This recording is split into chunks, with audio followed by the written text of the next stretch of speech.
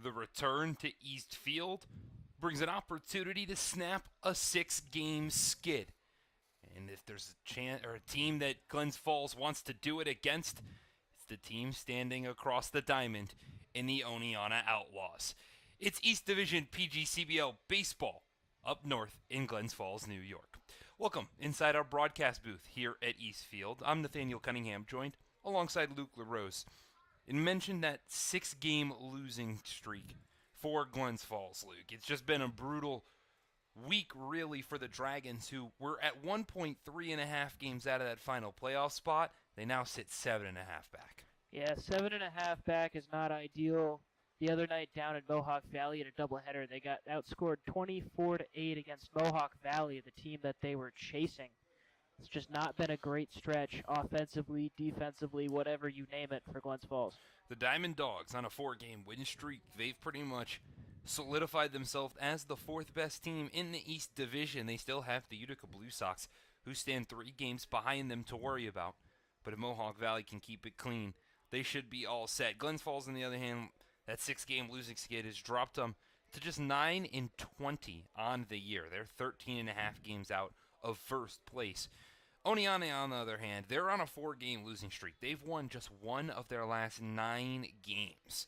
They're 17.5 games out of that first place Amsterdam squad.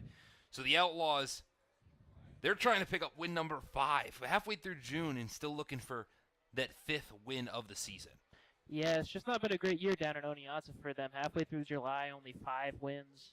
Looking for 5 wins, only 4 wins, 23 losses. Still not the worst team overall in the league, but far and away the worst in the East Division. The good news for Glens Falls about the struggles that Oneonta has had this year is that of their 4 wins, 3 of them have come at home. Their sole road win of the year was back on June 22nd in a 13-3 Mercy Rule win over the Utica Blue Sox, where they had 13 hits, their most in a game this season. They really, though, they heavily rely on a couple of all-stars that have anchored their lineup. And the all-star announcements and rosters for the PGCBL were released a couple of days ago. And the Outlaws, they've got 2 members on the all-star team. Only one will be playing in today's game, and that's left fielder Jack Clark. Just looking at Jack Clark's numbers, he is off the charts. Leads the team in RBI, leads the team in average, leads the team in extra base hits. Has a home run to his name as well. One of only 3 players to have hit a home run so far for Oneonta. Can't forget about the 13 stolen bags that he has. Jack Clark is the face of this Oneonta Outlaws squad. He has done it all. On every part of the field, and the defense in the outfield is also something to note. The other all-star for Oneonta is their catcher, Zach Porter. He's not playing today. It'll be Ian Wirtz behind the dish. But Porter's got a .257 batting average, got 3 doubles to his name with 8 RBIs on the season and 2 stolen bases as a catcher, which is pretty impressive. On the flip side for Glens Falls, they have a pair of all-stars as well. The only problem, neither of them playing in today's game. In Aiden Gallagher, the outfielder, and then the pitcher, Dylan Harding. Aiden Gallagher, I think, will be a big miss tonight. The only guy who's consistently drove the ball deep, and Dylan Harding, I think, has thrown 2 of the best appearances for any Glens Falls pitcher all year long. Harding's 3.79 ERA across 19 innings. That was good enough to earn him a nod, in large in part to only the 8 earned runs this year, but just 6 walks on the season for Dylan Harding is pretty impressive, throwing the ball in the zone and trusting the defense behind him. On the flip side, Aiden Gallagher, his .293 batting average, that led the team for a while. He was headed above 300, but it's dipped down just a little bit since then. And he's got those 2 home runs. You mentioned those 26 RBIs, but he's also got 13 stolen bases to his name, so a little bit of action for both sides. Some speed, a whole bunch of offensive ability for the All-Stars here in the PGCBL. All right, let's run you through the lineups real quick before we get underway here from East Field. For the visiting Outlaws, they're led off by their center fielder, Dane Richards. Jack Clark, the All-Star, is hitting in the 2-hole, and then the new guy, Lorenzo Camilleri, is hitting 3. Jace Kohler is hitting cleanup. He'll be over at short. Ian Wirtz mentioned his behind the plate. He's in the 5 spot. In the 6 hole is Thomas Woodridge. He'll be over at 3rd. And then Owen Bumsworth will be out in right. He's hitting 7. Darren Dengler is the extra hitter in today's game. He'll be hitting 8. And right behind him is the designated hitter, Hugo Conehurst, hitting 9. And then Zachary Robinson will be over at 2nd to round out the lineup for the Outlaws, Luke. And the guy you want to probably pay attention for is going to be the cleanup guy, Jace Kohler. 2nd on the team in RBIs.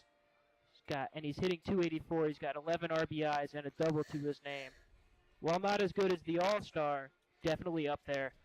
It's a dangerous guy to look out for. It'll be the 3rd game of the season for Lorenzo Camilleri, who's hitting in the 3 spot. And then you can add on Darren Dengler, who's getting his 4th game of the year as well. So some new guys as we reach that post-mid part of the season. We've come from the first week of July. We're in the home stretch, and some players leaving their collegiate teams, some people reaching their maxes, and so limited options for both squads. On the flip, a couple of players left for Glens Falls, so a little bit of a different lineup from head coach Ryan Dio. It's Tyree Jackson, the center fielder, leading it off. Robert Mello, he's had a heck of a season. Heck of a last week and a half, has worked his way up to the 2 hole. He'll be the designated hitter. Nick Galello's out in right hitting 3, and then Joe Carpier's is in the cleanup spot over at short. Joe Haynes, we know what he could do at the plate.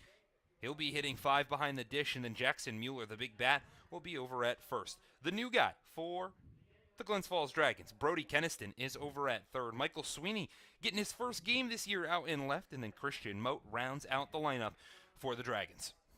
Why don't we take a look at Robert Mello's stats, hitting 2nd tonight. He's up at 367 on the year for the Dragons. That leads them for their average, leads the team in slugging. He's got 2 doubles, a triple, 5 RBIs.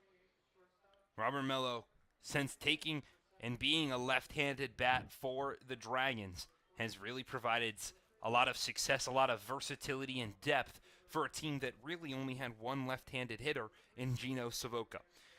On the flip side, or on the mound for the Dragons, it'll be Jeremy Graham who steps back out there after having a quality appearance his last time out, back on July 4th. He picked up the win over the Boonville Lumberjacks, a 7-1 victory, and he went 5 innings, gave up just the 3 hits, allowed a run, struck out 9, and only walked 3. So Graham, another one of those guys that is going to attack the zone and trust the defense behind him. Graham played great. Glens Falls needs him to play great. One thing we didn't talk about, they've lost a couple pitchers. Guys like Graham are going to have to step up in a big way for the rest of the year. Dragons pitching coach Matt Gonzalez made that statement that with those arms leaving, he's going to rely heavily on the bullpen to really step it up these last couple of weeks, because the Dragons, despite being 7.5 games out, their eye is still on that final playoff spot. Speaking of bullpen, Zach Rowe for the Oneonta Outlaws is getting his first start of the season today. He last pitched also back on July 4th, where he got the victory, but he came in out of relief. He pitched just 2 innings, gave up 0 hits and 0 runs. He struck out 4, and he walked 2. That was in a 4-1 victory over Mohawk Valley, Oneonta's last conference win. Zach Rowe has experience against Glens Falls back out in Oneonta. Pitched 6 1/3, only gave up 1 hit and a 7-1 loss that Glens Falls accrued. So he's got experience, see what he can do tonight. Mentioned that game against the Dragons. It was still Glens Falls trying to figure it out, but that would end up being the 3rd win of the year for Oneonta, and the 2nd in conference play. The Outlaws played quite a few of unofficial non-league games this season, so for them to pick up that win against Glens Falls back on June 17th, that was crucial to get them to where they are now. Still only 4-23, but the Outlaws looking to set up where they're going to go into next season and how this team is going to look a year from now with so much turnover and staffs changing. It is something that head coach Keaton Mark has had to deal with, just trying to manage some of those players moving and joining the team and coming back. All right, we're going to step aside here for the national anthem, but don't go anywhere. We'll be right back here at East Field. Oh, say, can you see by the dawn's early light what so proudly we hailed at the twilight's last gleaming, whose broad stripes and bright stars through the perilous fight o'er the rampart we watched were so gallantly streaming, and the rocket's red glare, the bombs bursting in air, gave proof through the night that our flag was still there. Oh, say does that star-spangled banner yet wave o'er the land of the free and the home of the brave.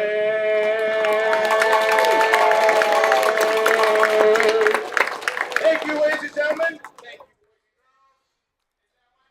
Welcome back to our broadcast booth here in Eastfield as we're about to get away between the Oneonta Outlaws and the Glens Falls Dragons. Both teams needing a win to right their losing streaks. The Outlaws on a 4-game skid. Glens Falls is on a 6.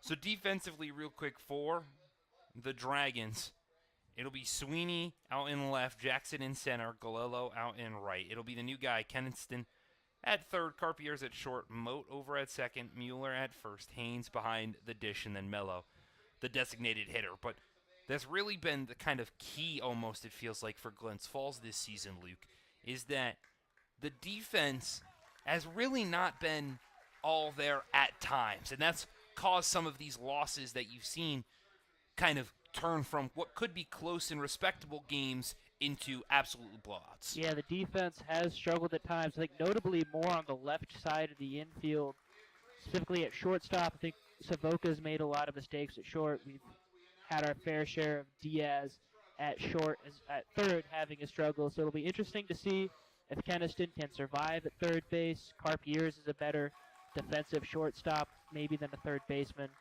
And Moat at second has had a bit of defensive struggles as well. Well, 45 errors for the Dragons. That's about middle of the pack in the PGCBL, and it is led by the traditional DH guy in Gino Savoca. He's got 6 so far in the season, but right behind him, you mentioned a little bit of a better defense. We've seen Joe Carpiers make some stellar plays, but Carpiers is second on the team with 5. Diaz has only got 3 listed errors so far this season, but it's been a lot of questionable failure to pick some plays and things like that defensively. Either way, the Dragons, they have the 11th best defense in the PGCBL, so you could say best or 11th, which is 5th worst. But on the flip side, Oneonta's defense is really not that much better. Have the same amount of errors with 45, but their fielding percentage a little lower puts them at 13th in the league. So Glens Falls is going to try to take advantage of that offensively, but fielding 13th best in the league in a 15-team league is not ideal. Glens Falls is going to need to make sure they hit the ball on the ground at the infield, really try to put this infield to work. Put the ball in play and get to Zach Rowe early is the plan, the game plan for the Dragons lineup. However, it might be a little easier said than done for a team that was getting one hit by the Diamond Dogs for a good chunk of their game. Their first or the second game of their double header.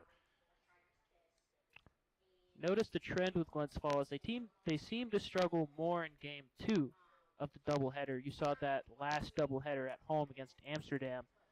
Competitive at the first game, really struggled in game 2. That's been a bit of a trend this year with Glens Falls. Tough to put together 14 innings of quality baseball, especially for a team that has struggled as much as Glens Falls has to have a pitching staff complete for 9 innings, let alone compete for 14 innings as well. And a limited staff at that makes it a little bit harder. So the Dragons are hoping that they could give the ball to Jeremy Graham, who can get through 5 or maybe even 6 innings here at East Field, and hand it off to a bullpen that is a little bit weakened, but still pretty strong in comparison to where they have been all year. J.J. Trudeau, we haven't seen a ton of him, but he's down there in the bullpen. Chase Falcon should be ready as well.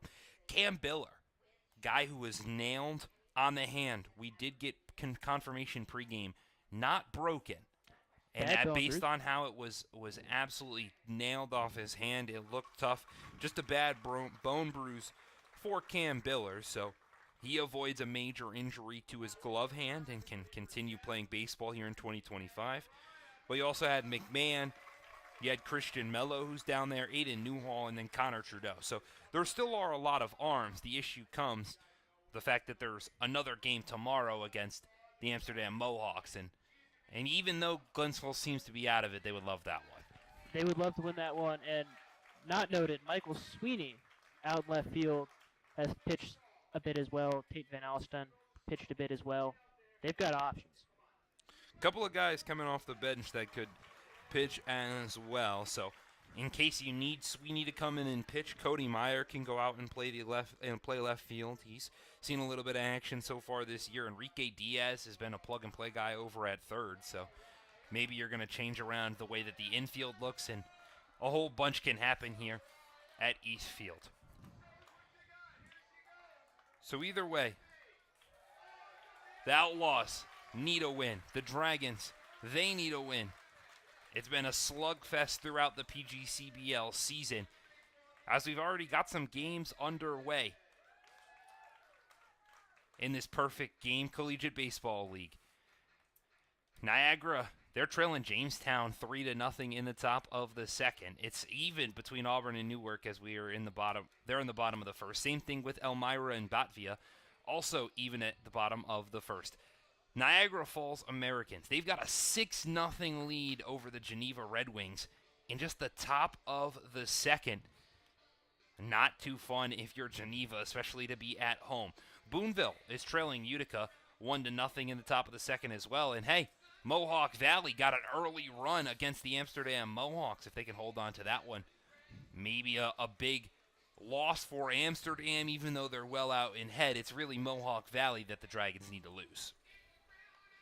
Feel good for Mohawk Valley to get that one, take down the big dogs if they can hold on. If Mohawk Valley loses, that would snap their 4-game skid, move them to 6.5 games, 7 games out of first, and move Glens Falls 7 games behind them. So a much needed loss for Mohawk Valley. The Dragons wouldn't mind Utica taking a loss to Boonville as well, who has made a statement because the Lumberjacks have never made the PGCBL playoffs, and they currently sit in second place in the East Division. Lumberjacks, one of the newer teams in the league, and it would be good to see them in. They're having a great year this year. The talent they've been able to recruit is off the charts.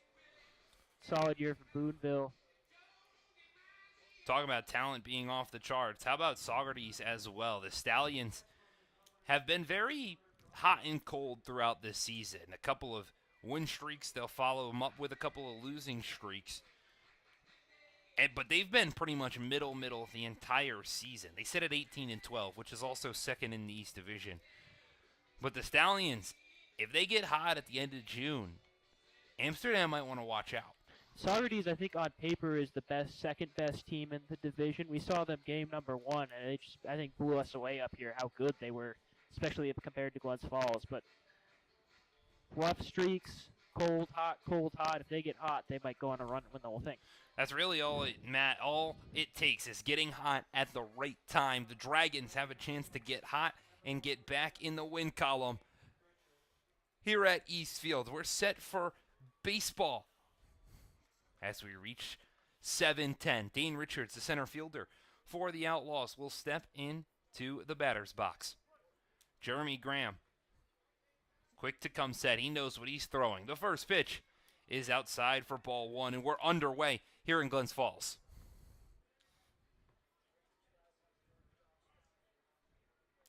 Richards, second on the team in batting average with a 294. He's got 3 doubles to his name this season as he watches the 1-0 pitch outside.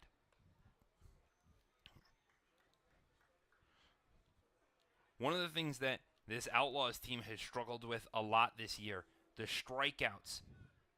Almost every player on the team has got double-digit strikeouts so far as the 2-0 is chopped over towards the right field and through the infield into right. It'll be fielded cleanly by Colello, but the first batter of the game reaches base and brings up the all-star Jack Clark. Mueller kind of pulled back, let that one slip through, almost dived for it, but stood up and pulled back. Mueller not wanting to commit on the dive, thinking maybe Christian Moat might get over and grab it. Instead, it sneaks between the two of them. And the Outlaws have hit number 1 here today. It'll be Jack Clark stepping in with Richards on first as the first pitch misses high and in. So we mentioned what Clark was able to do this season. He's got a 306 batting average, his 3 doubles, 2 triples, a homer, 17 RBIs, 13 stolen bases. All that leads the Outlaws. He does that in about every statistical category. And is a really large reason as to why Oneonta has won any games this season has been because of Jack Clark. The 1-1 is chopped on the ground over to Carpier's at short. The flip to second gets 1. The throw to first over the head of Mueller. And Haynes is there to back it up. So the Dragons get the force out at second on a flip from Carpier's to Moat. The throw to first was just airmailed by the second baseman. And it's a fielder's choice for the left fielder to bring up Lorenzo Camilleri. Moat just a little rushed on that one. Just kind of airmailed it. Tough play for the second baseman to grab it, take one step, and try to go across his body. He didn't really turn his hips to make a double play, instead just kind of catching it on top of the bag. So a tough play for Christian Moat over at second. But now there's one out here in the top of the first as the first pitch to Lorenzo Camilleri is outside for ball 1. This is the first lefty in the lineup for the Outlaws. As Camilleri, again, getting just his 3rd start of the season. He's 1 for 6 so far and takes a big cut there. That's foul tipped into the glove of Joe Haynes.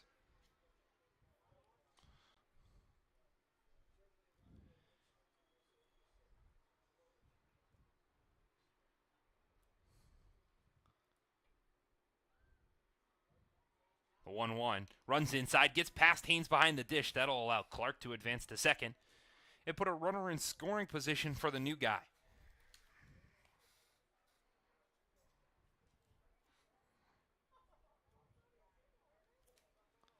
So the wild pitch from Jeremy Graham puts him in some early trouble. It's the 4th wild pitch of the year for the starter. The 2-1, Clark on the move. Is high, the throw down, not in time from Haynes. So now, Clark reaches second on a wild pitch, steals his way to third. Nabs his 14th stolen base of 2025. And a 3-1 count to Camilleri with a runner on third. The pitch is foul tipped again. Haynes couldn't bring it in, but the count will draw full.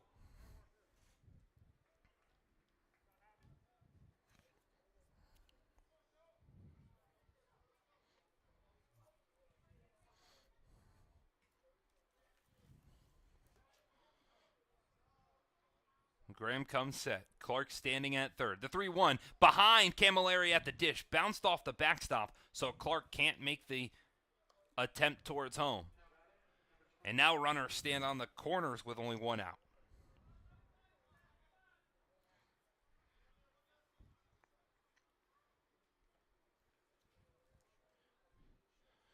The shortstop, Jace Kohler, comes to the dish. He's got a .290 batting average this season. Only one extra base hit, a double. But he's got 11 RBI, second on the team behind Clark, who stands over at third. The first pitch he sees hits the outside half for strike one. If Oneonta gives him at bats like this all the time, you can see why he's got 11 RBIs, only one extra base hit. Doesn't need to hit a ball that hard to score Clark. The 0-1, breaking ball outside.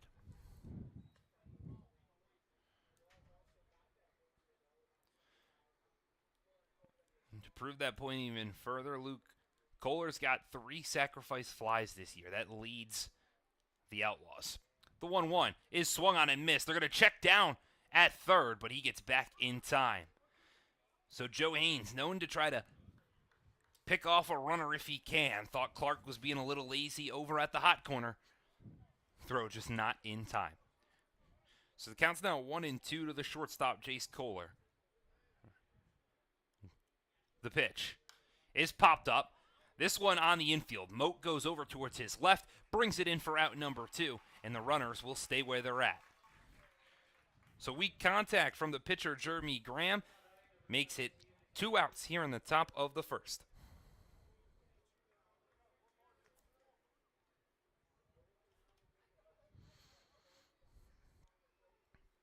The catcher, Ian Wirt, steps in.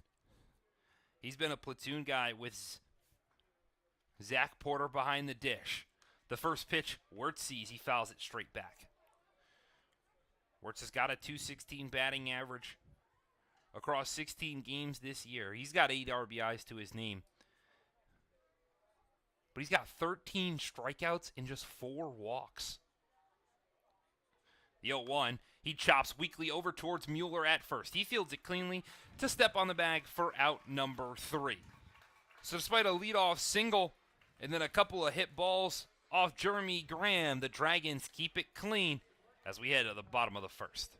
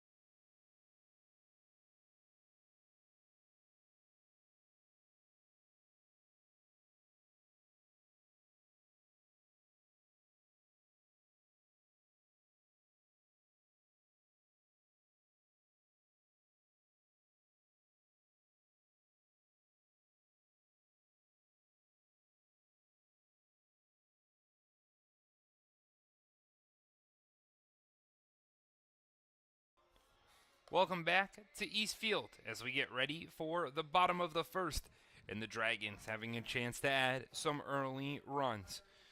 It's Zach Rowe that steps out on the mound for the Outlaws. Defensively behind him, he's got Clark in left, Richards in center, and Bumsworth out in right. It's Woodridge, Kohler, Robinson, and Cam Illyri around the infield from left to right. Wirtz is behind the dish.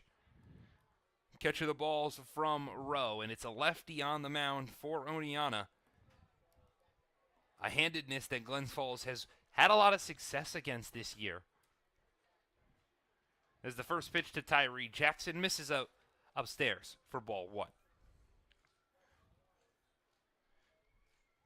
Jackson's aggressive, loves to swing early in counts. If he gets a pitch he likes, he'll swing away. The 1-0, as he does just there, pops it up out into center field. Richards moves to his right a couple of steps, and brings it in for out number 1. So the aggressive Tyree Jackson flies out to center for the first out in the bottom of the first to bring up the designated hitter and the first lefty for the Dragons, Robert Mello.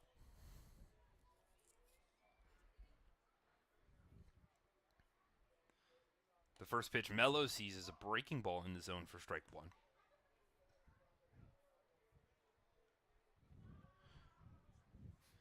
Since becoming a big piece of this lineup, Mello's jumped to the top, hitting .367 as he fouls that one off straight back. I say hitting lefty on lefty is one of the hardest things to do in baseball. Might be a little easier for Mello.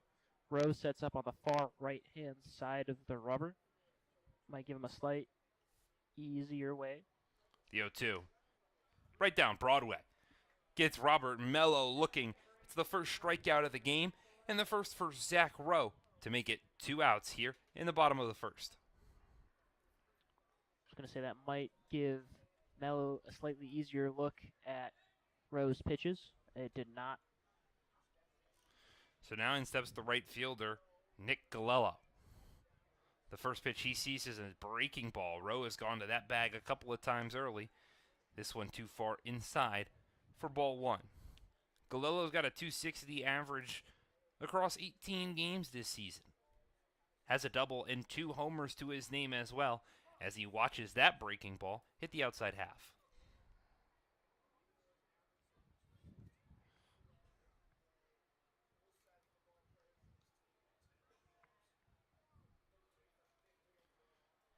The 1-1. That one's lined out towards second base. Robinson grabs it on a hop, throws over to first, and it's in time for out number 3. So Zach Rowe goes 1-2-3 in the bottom of the first to keep it scoreless through the first inning here at East Field.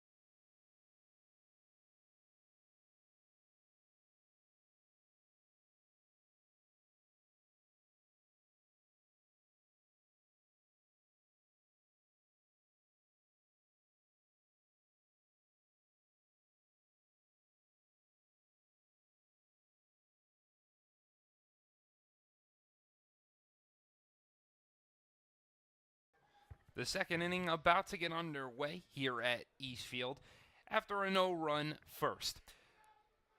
Welcome back. Alongside Luke LaRose, I'm Nathaniel Cunningham. It'll be the third baseman, Thomas Woodridge, the 6-hole hitter, to get it started for the Outlaws. They're looking to get towards Jeremy Graham early. It started with a single, then a fielder's choice, a walk. It looked like the Outlaws were going to start some scoring. Weren't able to bring any runs across. Woodridge fouls off the first pitch he sees to make it an early 0-1 count. Woodridge this season hitting .220 across 15 games. Doesn't have an extra base hit to his name and only 1 RBI. He's been a single machine for the Outlaws. The 0-1 just missed the outside half. Saw a look from Graham waiting for the call from home plate umpire Donnie Long. Instead, count evens at 1 apiece. The pitch. That's broken bat along the first base line to Mueller at the bag. He grabs it and steps on for out number 1 and some firewood created by Thomas Woodridge.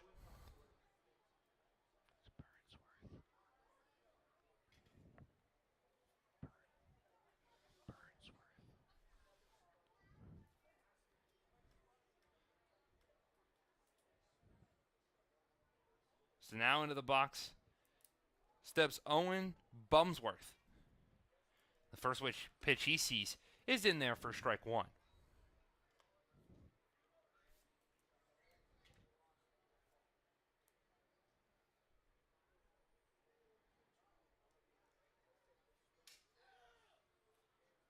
And now the 0-1 pitch gets away from Haynes behind the dish and straight to the backstop. So the count will even at 1 apiece.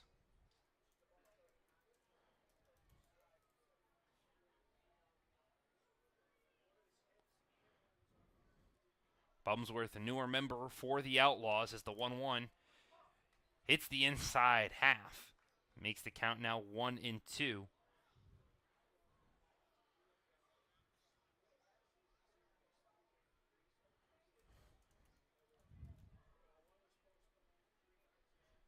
As Bumsworth fouls that one off back towards the backstop.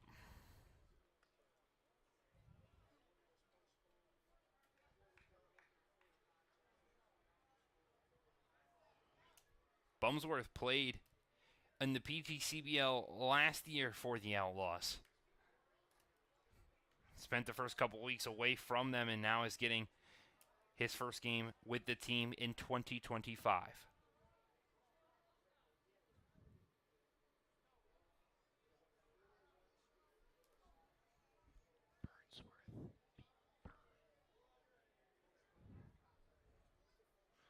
The 2-2 is lined out into right field, and it'll get down for a base knock. Burnsworth takes a big turnaround first, but he'll stay on for a single. So back-to-back leadoff base knocks for the Outlaws puts runners on.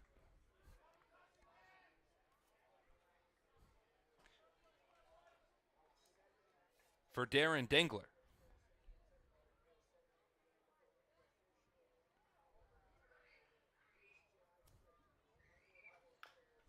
Dengler's first pitch swinging, chops it to third. The throw to second is in time. The throw to first will not be.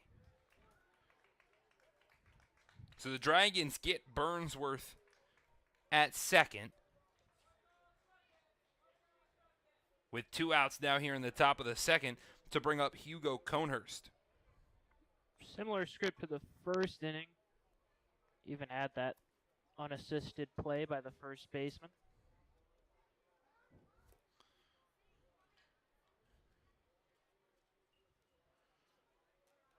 Conehurst, the DH, hitting just 132 as he takes a big cut at the first pitch. He's got 19 strikeouts on the season. That leads the Outlaws in Ks. The 0-1 breaking ball bounces in the dirt.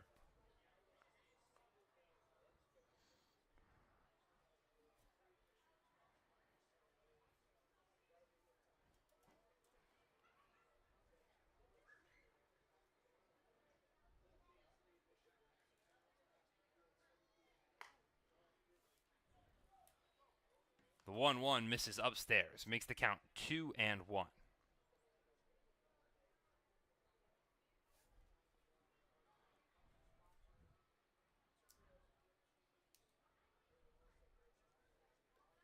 The 2-1 to Conehurst misses upstairs. Now it's a 3-1 count. Very similar to how inning number 1 went for Jeremy Graham. He's got a 3-1 count to the designated hitter in the 9 spot. The pitch is low for ball 4. And so it's the second walk issued by Jeremy Graham.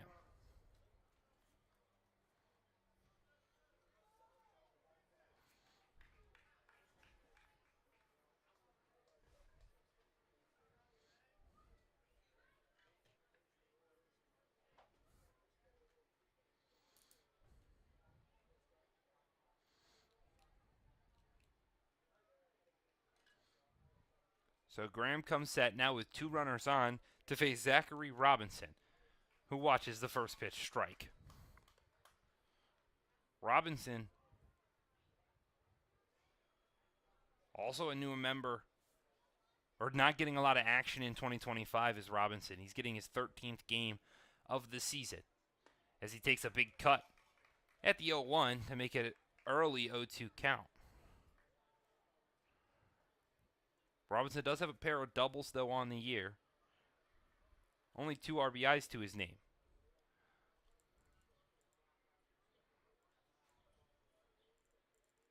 The 0-2. Outside for ball 1.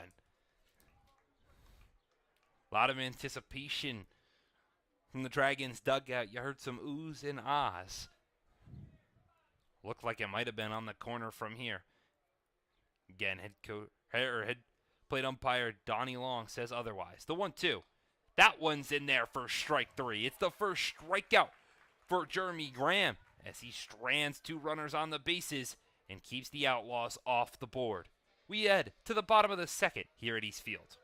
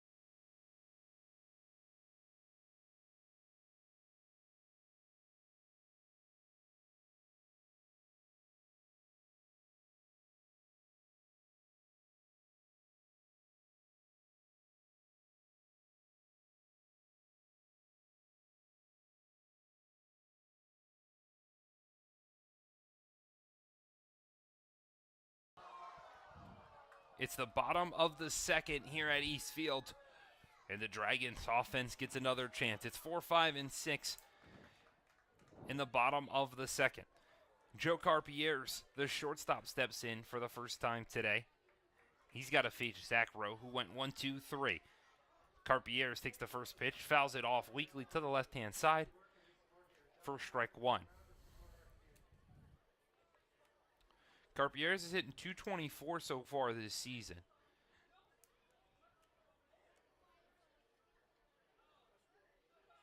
One of 9 players on the Dragons to have a long ball. The 0-1 bounces in the dirt.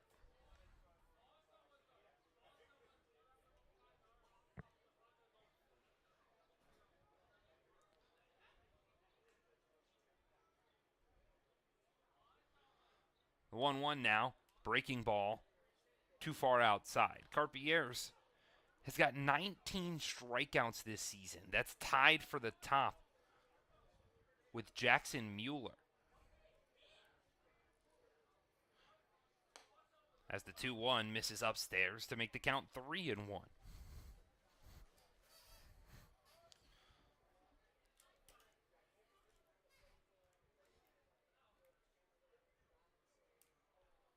The pitch is swung on and missed from Carpier's.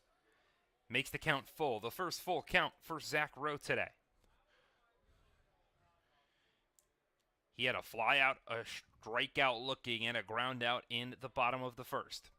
The payoff pitch is a breaking ball hit back up the middle and past the pitcher Rowe into center for a base knock. So the first base hit of the day belongs to Joe Carpier's, and the Dragons have a leadoff base runner. Good at bat, worked the count full, took a couple good pitches, put that one right back where it came from. Rowe did a good job, almost grabbed the comebacker. Instead, there's a runner and first. Carpier's on the move as Haynes with the hit and run hits it, and it gets into right field past the shortstop Robinson. Carpier's is going to go to third, and a little late hit and run from the catcher Joe Haynes works to perfection. It's back-to-back singles here in the bottom of the second to put runners on first and third with nobody out. Jackson went over to cover the bag, and Haynes put that one right behind Jackson. Or not Jackson, Robinson, I should say. So now in steps the power bat of Jackson Mueller. Mentioned him and Joe Carpier is leading the team with 19 strikeouts. But if Mueller can get connected with one, he's going to send it a long way. He's one of those 9 guys with a long ball, but he leads the team with 4 doubles. He tied with Robert Mello. He's first pitch swinging. That one into the deep left center field gap. Over goes both outfielders. It's brought in by Clark. Tagging from third is Carpier's. And it's a sacrifice fly from Jackson Mueller as the Dragons bring one home first. They lead it 1-0 here in the bottom of the second. Early lead. Glens Falls needs to capitalize it and drive in a couple more runs. So now in steps the new guy for the Dragons, Brody Keniston. Getting his first bit of action here in 2025. He watches the first pitch run inside that got away from Wirtz behind the dish, but no attempt forward from Haynes.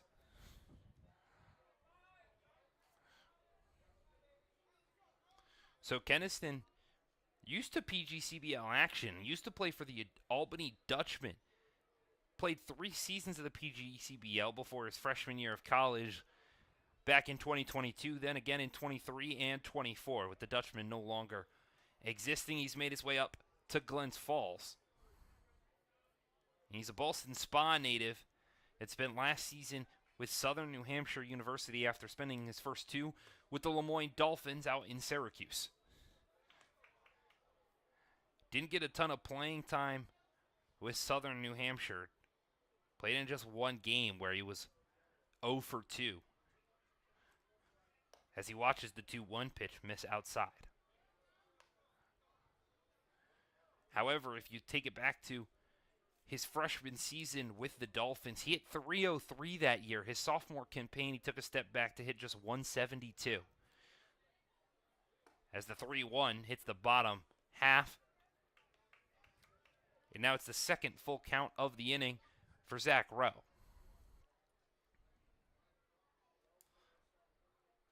He'll come set, take a look at Haynes at first. The payoff is outside for ball 4. So Keniston, in his first at-bat, draws a full count and then waltzes his way down to first because the Dragons aren't done yet. There's only 1 out here in the bottom of the second with runners on first and second for the left fielder, Michael Sweeney. And now all of a sudden, Ian Wirtz will go have a conversation with Rowe on the mound. Rowe struggled with his command last couple pitches. Now with a runner on second, might want to switch up the signs a little bit.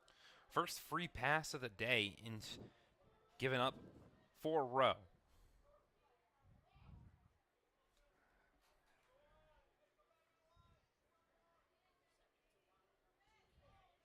He's given up 17 walks this year across 18 innings of work. As the first pitch to Sweeney is chopped over to the Outlaws dugout and gets inside. Luckily, it was a weak chopper off to the left-hand side, so everyone in the dugout for Oneonta is safe. Has been the weakest part of Rowe's game because he has a 5.5 ERA. He's given up just 8 hits, but those 17 walks have definitely come back to bite him. As the 0-1 pitch is also in there, makes it an early 0-2 count to Michael Sweeney.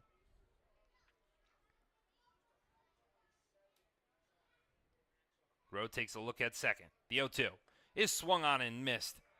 Second strikeout for Zach Rowe sends Michael Sweeney packing for the second out. much better command from him in that at bat. I think that's what that conversation was. Just dial it in. Stop trying to work the corners. So rounding out the Dragons' 9-man lineup is Christian Moat, who watches the first pitch outside. Moat's been a pretty consistent player, an every other day guy for the Dragons. Pinch hit a couple of times as well. But he's got just 3 hits so far this year across 27 at-bats. As he watches the 1-0 pitch break in for strike 1. Moat does have 13 strikeouts to just 4 walks. So, guy that's aggressive, guy that'll go swing away, but a guy that's also got speed to be a second leadoff hitter for the Dragons. He pops up the 1-1 into foul territory. Camilleri goes over towards the sideline, but it just bounces out of play on the concourse and then bounced back in. So Camilleri so close to grabbing that one instead. Count will improve to 1-2.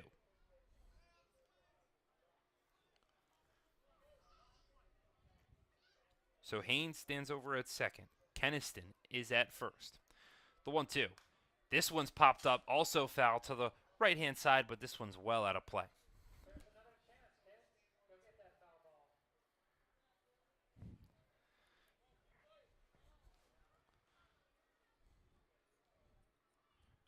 Roque comes set.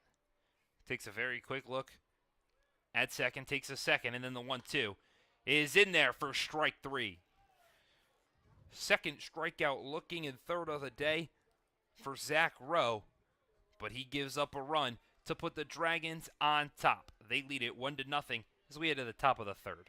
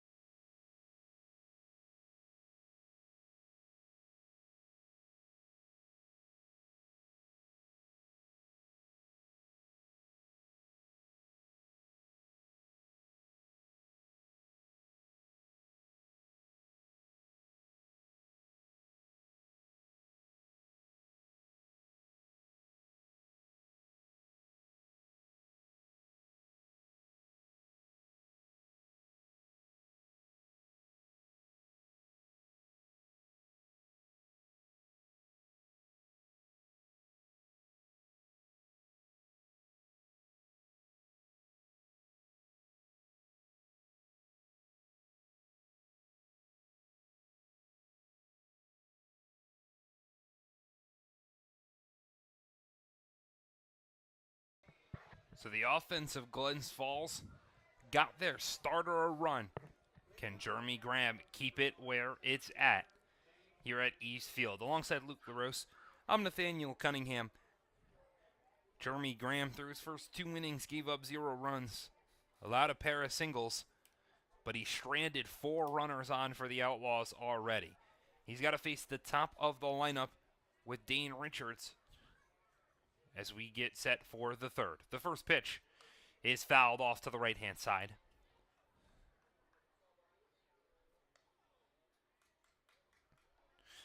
Richards singled to start the game, but then was on the bad side of a double play attempt from Carpier's to Moat at second. The 0-1 runs inside, almost nails Richards, but he gets out of the way just in time to even it at 1 apiece.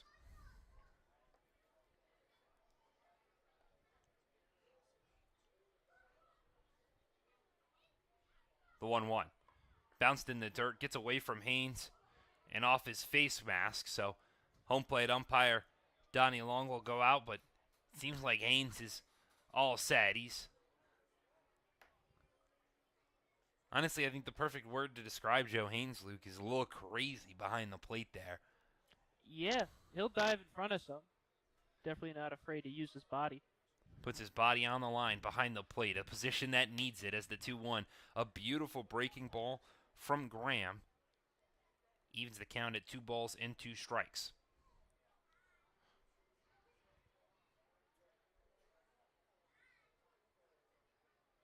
The 2-2. This one's drilled out to the right center field gap. Back goes Galello, but he brings it in to his right for out number 1.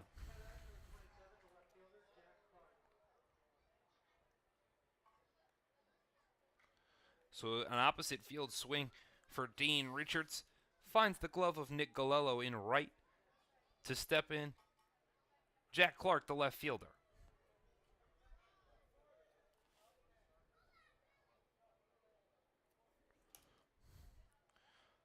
Clark reached via fielder's choice, almost grounded into a double play as he watches the first pitch breaking ball. Speaking of double plays, Glens Falls has only turned 8 double plays this season. That's bottom of the PGCBL. Only team to not turn double digits. As the 0-1 is in there for strike 2. The good news for Glens Falls is that they've only hit into 7 this season as well. So limiting the amount of double plays that they get into when the bats are at the plate. The 0-2 pitch outside. And you saw situations like the first inning, Glens Falls kind of struggles, I think, to turn double plays because Moat sometimes has a tendency to airmail first base. The 1-2. Low. Evens the count at 2 balls and 2 strikes. Seen this a couple of times when Gino Savoca is out there at second. He doesn't even attempt to throw. Instead, he'd rather not risk an error as the 2-2 is chopped foul out of play off to the right-hand side. Got situations like that. I think Savoca who spiked a couple in the dirt last game. So some of the transition throws from second to first maybe not ideal from Glens Falls all year long. The 2-2 from Graham. This one's lined out into shallow right field. Out goes Moat, who makes a diving play. Christian Moat ranging into shallow right, puts his body on the line and brings it in for out number 2. Great play. That one looked like it was maybe going to sneak past him, but he dove, grabbed that one. Great job. Athletic play from Christian Moat over at second.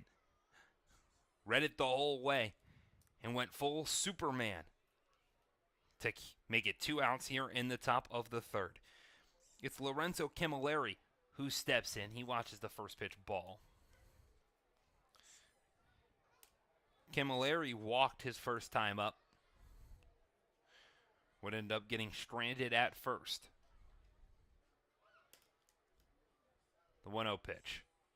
Also outside for ball 2. Hard to tell when Camilleri's in the box, but if you look at him when he's on deck, leans way back, puts a lot of weight on his left foot. Has an open stance, uses the entirety of that box as the 2-0 is chopped on the ground, foul along the third base line. Leaning way back might make it a little hard for him to catch up on a fastball. Almost saw the first defensive play from Brody Keniston over there at the hot corner. First game at the plate, also first game in the field. See, defensively, what he's got in his bag. The 2-1 weakly hit off to the right-hand side. Moat comes in on the run, flips to first in time. So Christian Moat making defense look easy. Keeps it clean through 3 innings, and the Dragons can add some insurance.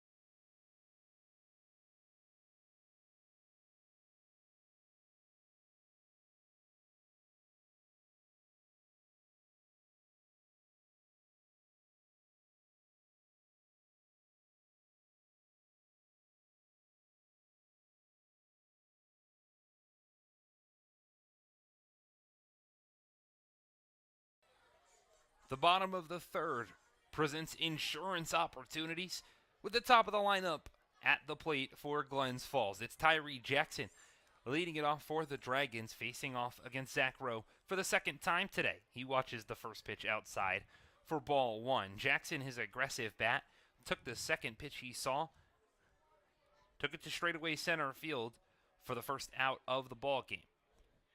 The 1-0 this time, he decides to keep the bat on the shoulders because it's way too far outside. And it's a 2-0 count to Jackson.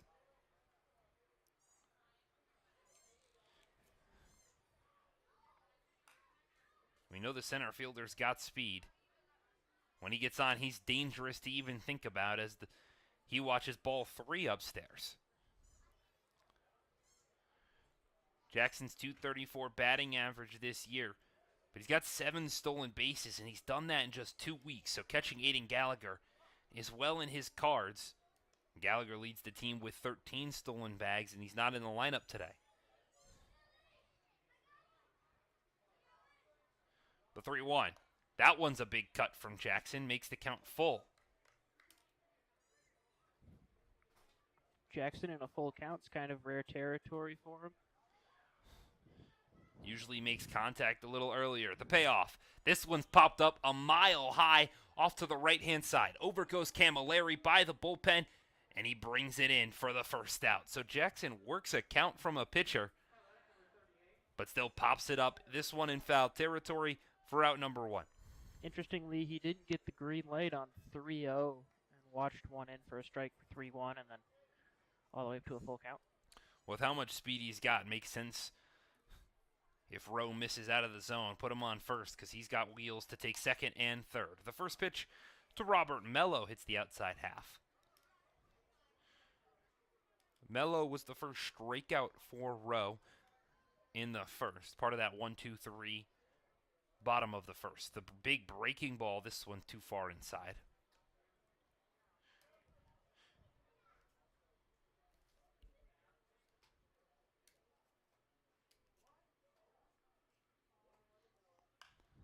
Takes the 1-1 pitch, pops it up into shallow left field. Clark's got to come in quite a ways, but he's there.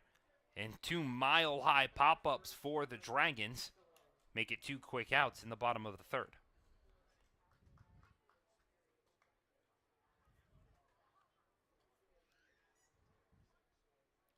So now Nick Galello steps to the dish. He grounded out to second his first time up. A weak ground ball to the right-hand side as he fouls the first pitch out of play.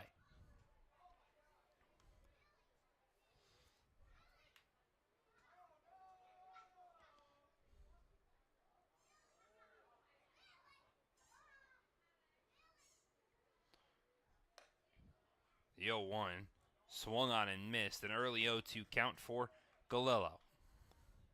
Kind of a half-hearted swing from him on that one.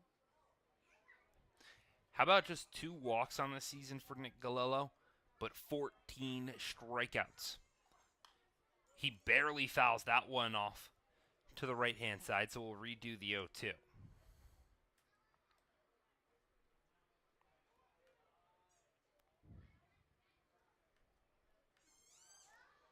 So Rowe comes set, looking for strikeout number 4. The 0-2 pitch. Again, Galello well out in front, has to lean just to foul it off.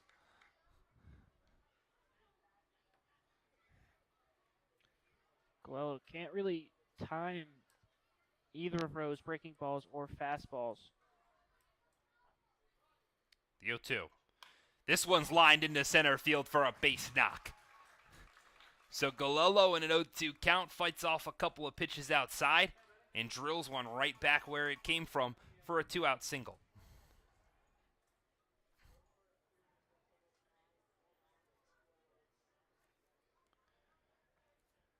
That brings Joe Carpier's to the plate. He singled to lead off the second and then would come around to score thanks for a sacrifice fly from Jackson Mueller. The first pitch to Carpier's is outside. Galello over at first does have a stolen base this year. He's 1 for 1 in that category.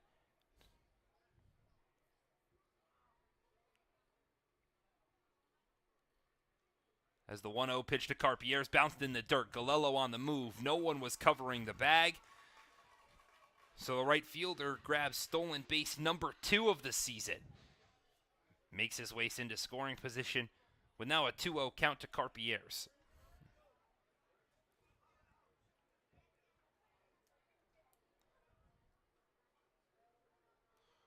The shortstop's got 7 RBIs this year. As he watches the 2-0 pitch get away from Wirtz behind the dish, but Galello will stay at second.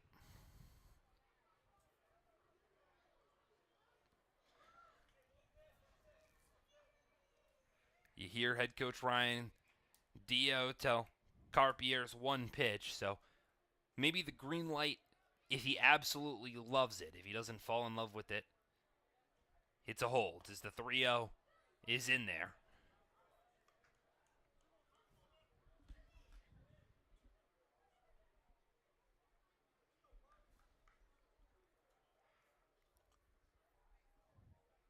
Rowe comes set on the mound.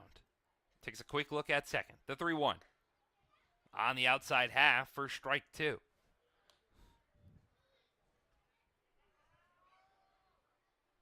So Rowe throwing a lot of pitches early in this one. Has got a full count. The payoff. Swung on and missed from Carpier's for strike 3.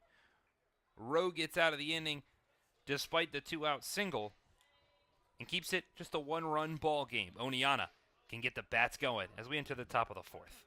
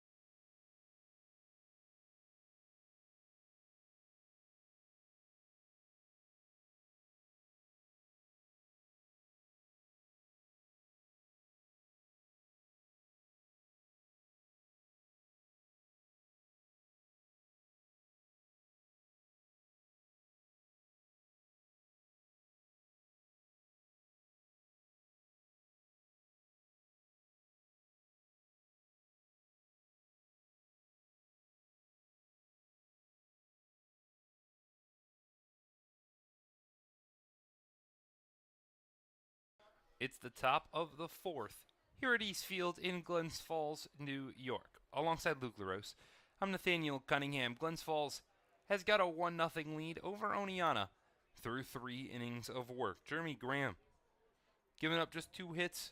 He stranded 4 runners on the base paths. So even when the Outlaws have got on, they haven't been able to do much with it. It'll be 4, 5, and 6 for Oneonta to start the top of the 4th. Led off by Jace Kohler, chops one over to third, and Kenston in his first defensive play takes the top chopper off his leg, and it goes down as a single for Jace Kohler. Rough start for your first defensive chance on your new team.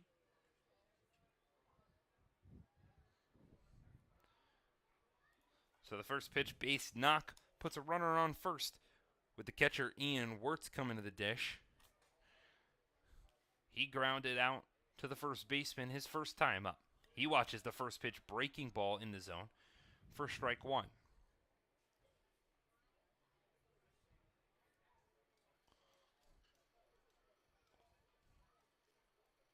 Kohler, who stands over at first, has got 2 stolen bases this year as the 0-1 pitch misses inside. hasn't been caught. 2 for 2 from the shortstop. The 1-1 is swung on and missed. Wirtz went down to one knee, but came up empty-handed. Big chase.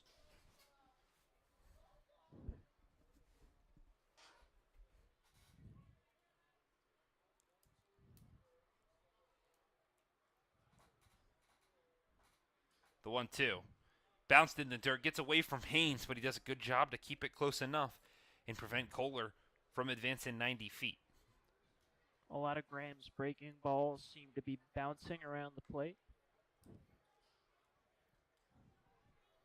The lights starting to turn on here at East Field. We just hit the 8 o'clock hour. The 2-2. Chopped straight off the mask of Haynes, who's upset he didn't catch it. Took one off the top of the mask and immediately started punching his glove, upset because with the 2-strike count, if he could bring that one in, it's out number 1. Instead, Graham has got to redo the 2-2. He comes set, takes a look at first. The pitch. Runs inside. And the count will draw full for Jeremy Graham. He's got 53 pitches so far today. 59. As the payoff, hit on the ground over towards short, and it gets underneath the glove of Carpier's and into the outfield for a base knock. So back-to-back hits. Start the top of the 4th.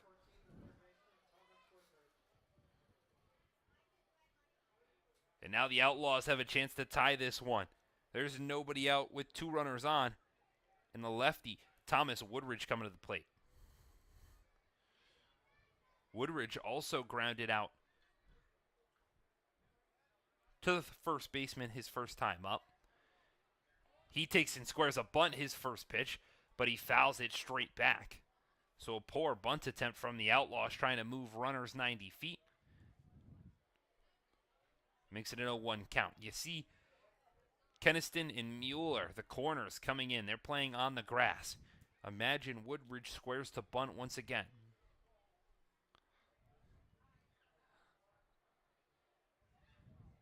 The 0-1 as he squares. Gets this one past him. Was not able to square up the bunt, and now it's an 0-2 count where Woodridge has got to swing away. Kind of 2 rough bunt attempts from Woodridge. Somehow a ball got by him on a bunt. It's rare to see. The 0-2. Hit weakly on the ground over towards Mueller. It bounces off his chest, and he steps on first for the out. So same result, just a little different for Thomas Woodridge. He grounds out to first for the second time today for out number 1, but Kohler will advance to third, and Wirtz will advance to second.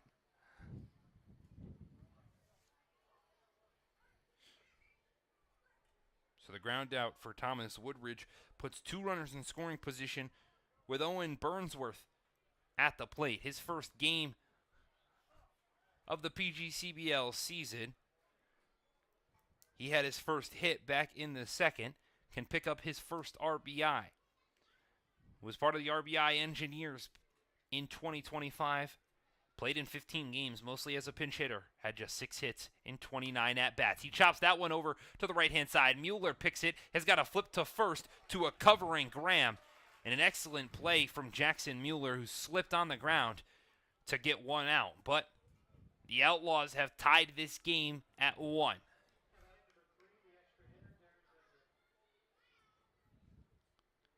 So the Dragons do get the force out on the 3-1. But Kohler did come home to score. And Wirtz moved his way over to third with Darren Dengler, the extra hitter, at the plate. He watches the first pitch breaking ball in there for strike 1. Jeremy Graham up to 66 pitches.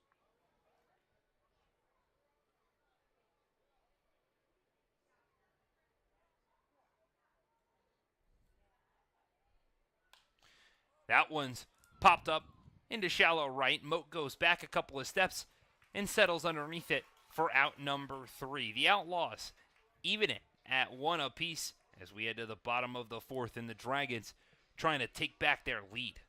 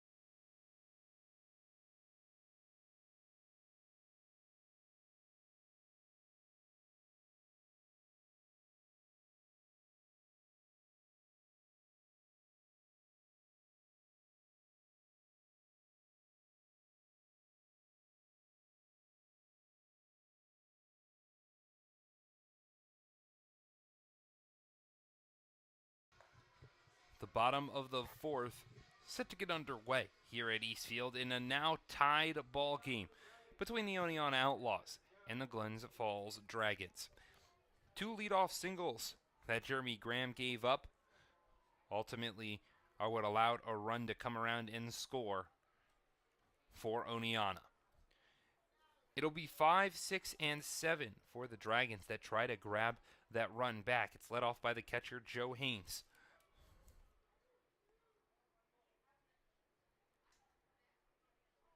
Haynes is 1 for 1 today, had a single back in the 2nd. He watches the first pitch outside for ball 1.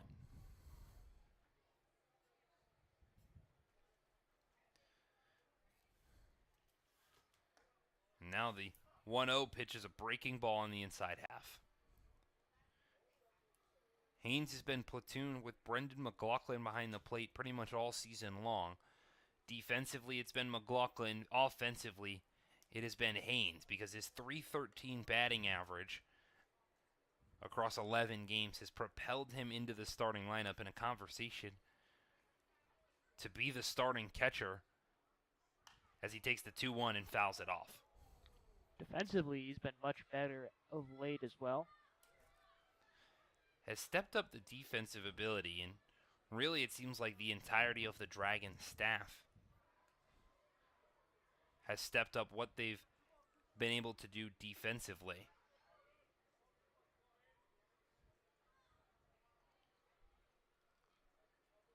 The 2-2 is lined out to deep left field. Clark goes back, and it's going to get over his head. 1 hops, 2 hops off the wall. Haynes will work his way into second standing up, and he'll stay there with a leadoff double. The 2nd of the year for the catcher. Puts a runner in scoring position early here in the bottom of the 4th. Great hit. Clark, maybe not the best line to get to that one. He kind of worked straight right instead of diagonal like you needed to do, and that one got above him. Bad read from the All-Star Jack Clark in left as the first pitch to Jackson Mueller is fouled off. Big breaking ball to Mueller, and that's kind of been his kryptonite in the box. He actually sacrificed flew his last time up, but Mueller has been known to bite on those breaking balls. Swung at the first pitch, 1 there. The 0-1 is a fastball drilled out to deep left field. Back at the wall, and it 1 hops off the fence. Haynes is going to come home to score easily, and Jackson Mueller waltzes into second for his team-leading 5th double. The Dragons, they grab their lead once more. It's 2-1. That one had some mustard on it. Mueller, rocket of a line drive down the left field side. Second RBI of the game for Jackson Mueller puts the Dragons back in front. And just like Oneana led off the fourth with back-to-back singles, Glens Falls said, how about we do you one better with back-to-back doubles. A line from Brody Keniston to the third baseman. Woodridge steals the third baseman's first hit in 2025 for out number one. Nonetheless, back-to-back balls that Glens Falls connected hard on. A rocket from Keniston. It was just a little bit further towards the shortstop, would have potentially brought home another run as a bunt squared from Sweeney as he pulls back in time. Mueller trying to steal third.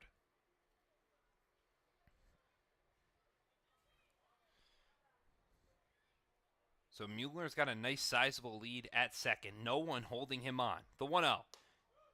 Well upstairs.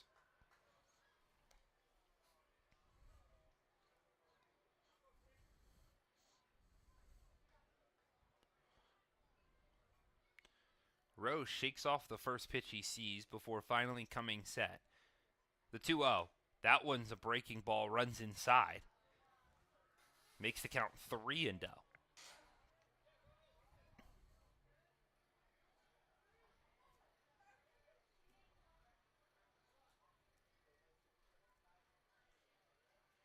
The 3-0.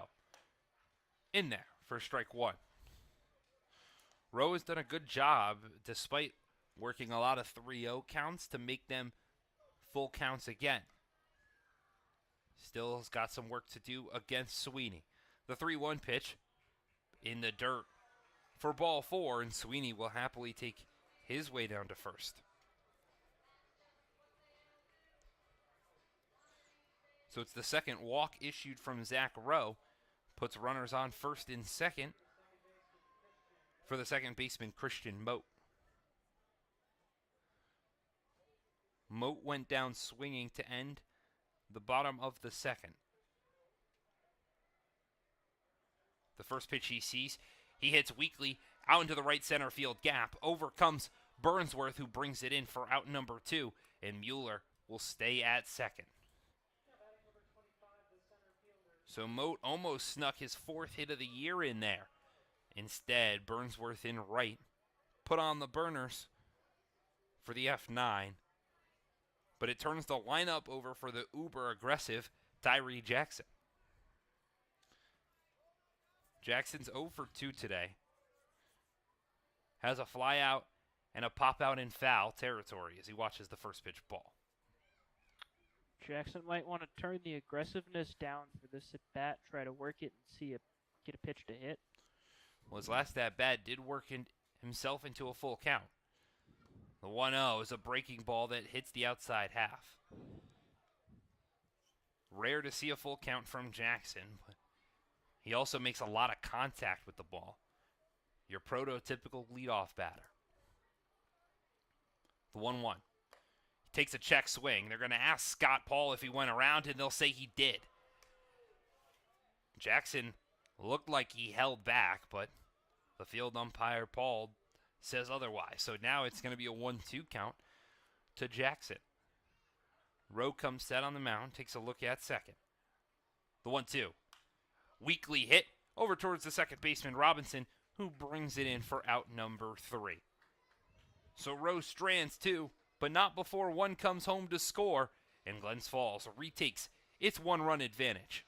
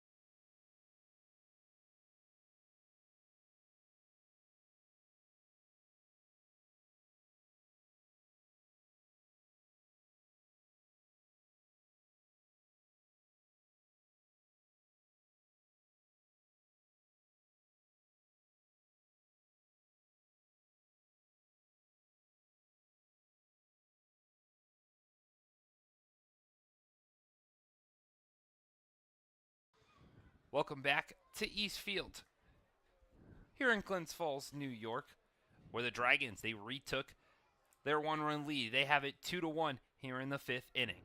The first pitch to Hugo Conehurst is swung on and missed for strike one.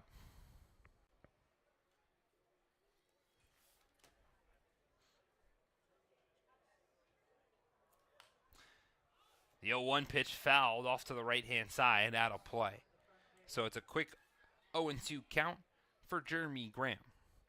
Conehurst drew a walk his first time up. That was in the 2nd inning. To put 2 runners on, they were both stranded. The 0-2 runs inside for a strikeout. Graham picks up the first K in the 5th, and just his 2nd today for out number 1.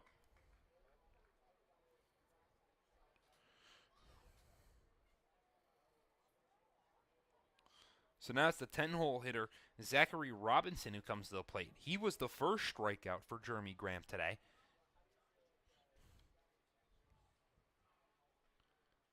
He takes the first pitch, fouls it off towards the Dragons dugout, but just misses the right-hand side.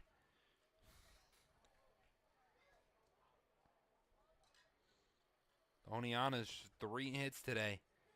They've left 5 runners on the base paths. That's the 0-1.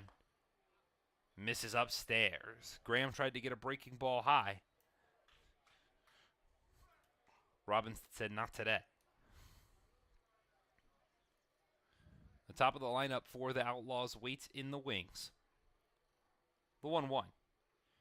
Swung back up the middle and into center field for a base knock. Graham tried to lay out but had to fall just to avoid getting hit. Makes it the first single for Zachary Robinson. Puts a runner on first with 1 out.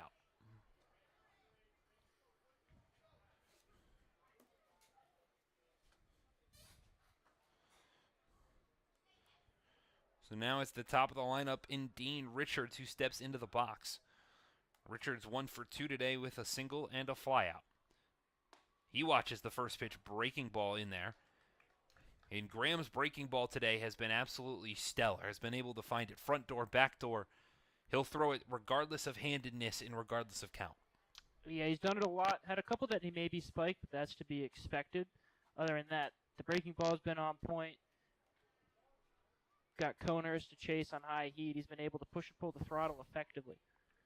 In his 5th inning of work, so if he can complete the frame, qualifies himself for a win. The 0-1 from Graham. Outside. Evens the count at 1 apiece. Robinson, who stands over at first, is 2nd on the team in stolen bases. He's got 8. So you can understand why he's hitting out of the 10 spot to be that secondary leadoff guy. He's on the move now as the hit and run is drilled out to center field. Jackson brings it in. Robinson stranded at first in the double play to perfection. The hit and run does not work for the Outlaws. Robinson was stranded on the base pass, and an excellent throw from Tyree Jackson ends the top of the 1st. The Dragons, they're rolling.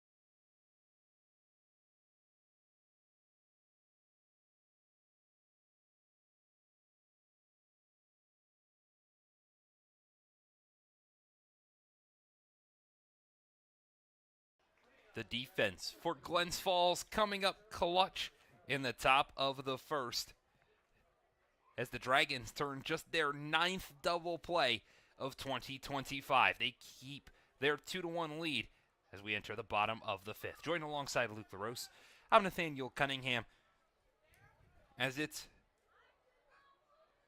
the 2-hole hitter, Robert Mello, who fouls the first pitch he sees straight back.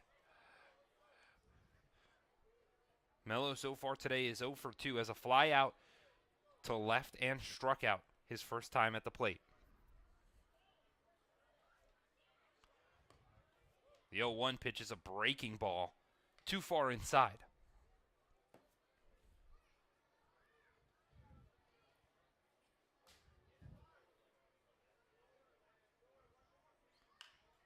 The 1-1 chopped off to the right-hand side. Tried to pick by Riley Orr over there at first, but the assistant coach for the Dragons, maybe not playing the best defense, skirts it by over towards the bullpen. The 1-2 misses well up, almost nailed the head of Mello.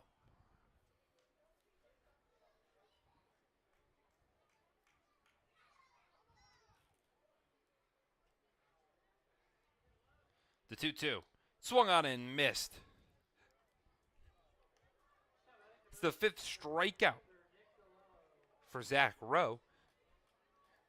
He puts Mello down for the 2nd time today to bring up the right fielder Nick Galello. Got Mello to chase on a breaking ball down and away. So now Galello, who's 1 for 2, had a single and a stolen base to his name. Otherwise had a weak ground out his last time up. He watches the first pitch ball. And now the 0-1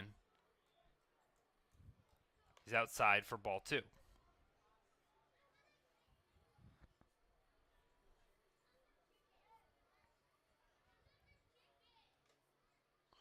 Rowe comes set. The 2-0 pitch. Another breaking ball. This one inside, but hits the zone.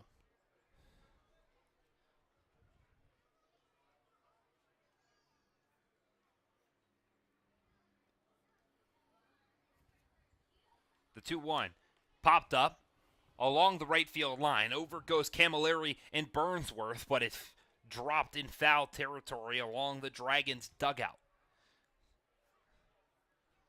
Camilleri almost got that one. It's a long, long run from him. Some speed over from the first baseman. Almost made it out into what would be equivalent of right field. Just in foul territory. Just out of his reach, though. So count will be 2-2 now to the right fielder, Nick Galello.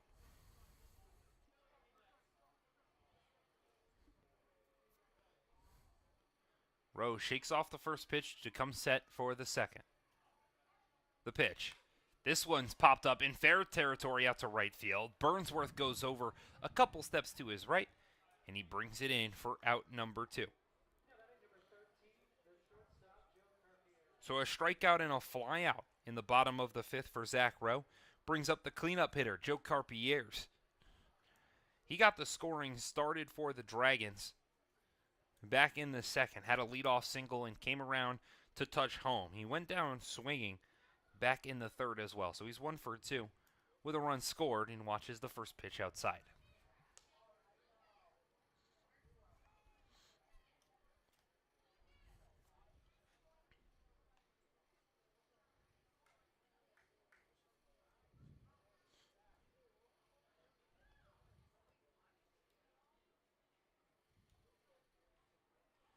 The 1-0 breaking ball also misses outside.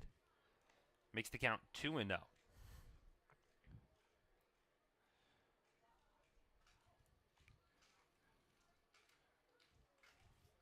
The 2-0 pitch swung on and missed. Carpier's well over the top of it.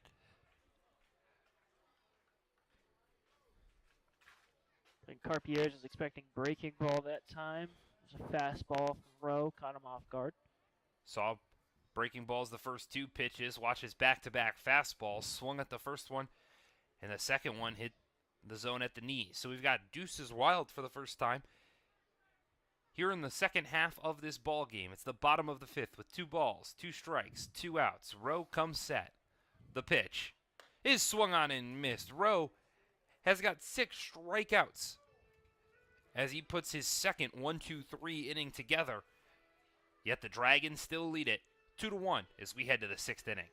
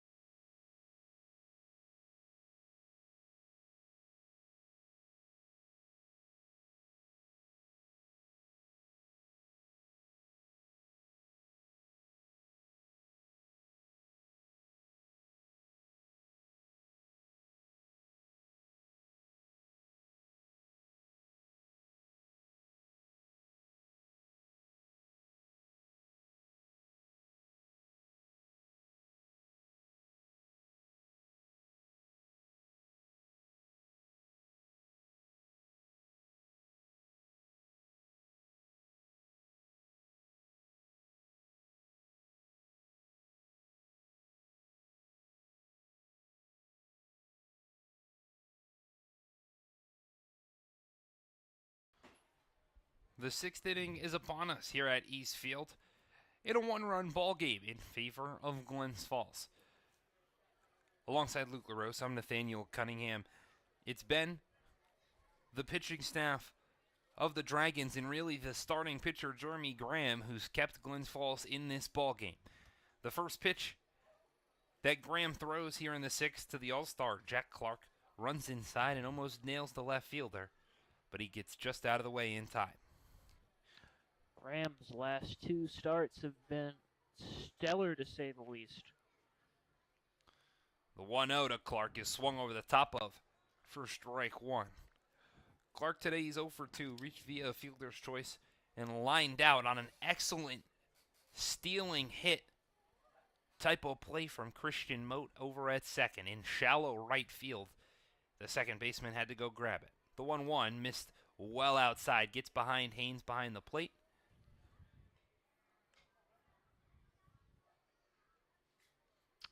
Thinking it's a slider from Graham that has gotten away from Haynes a couple times.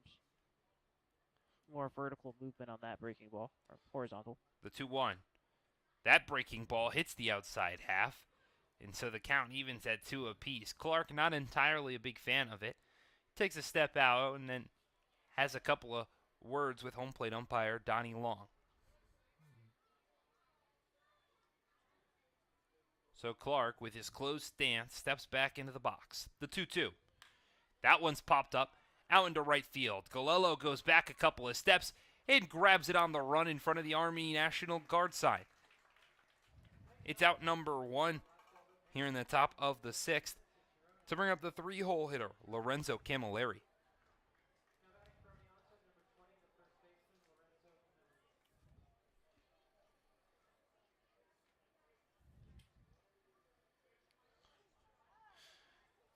Camilleri's 0 for 1 today, reached via walk back in the 1st and then grounded out in the 3rd. The first pitch he sees is outside. That one just got off the glove of Haynes, so a miscommunication between the hands and the eyes for the backstop. Luckily, no one's on the base path, so it just counts as ball 1. I think that one stung Haynes a little bit.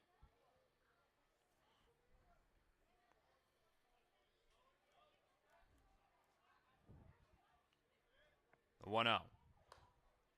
Tries to get a fastball outside, but it misses way too far out. Makes the count 2-0.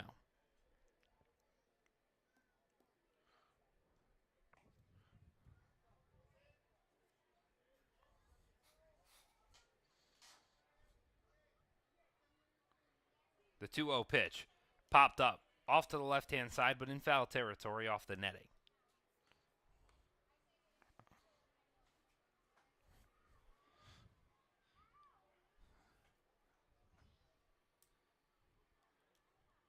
The first baseman, Jackson Mueller, is hugging the first base line with the lefty at the dish. Concerns about maybe if Camilleri is going to pull the ball. Only got 1 hit so far this season, but he's playing in just his 3rd game. The 3-1 from Graham is chopped foul. Just barely. So now it's a full count for the first baseman. Graham in his 6th inning of work already surpassed what he did his last appearance back on July 4th. He only went 5 that one. Has gone 5 1/3 today. The payoff pitch. Breaking ball outside. Issues his 3rd free pass of the ball game. Puts a runner on first. With only 1 out. So Camilleri walks for the 2nd time today. And brings up Jace Kohler. Kohler's 0 for 2 today. Had a pop out to the shortstop and reached via an error.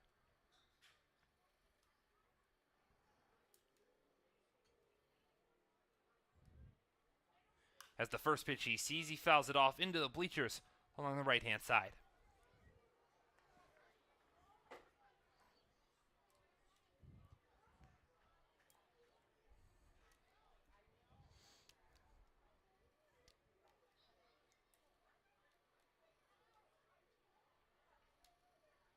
The 0-1 is a off-speed pitch along the outside half, just a little too far outside. So count evens at 1 apiece, with Camilleri standing over at first.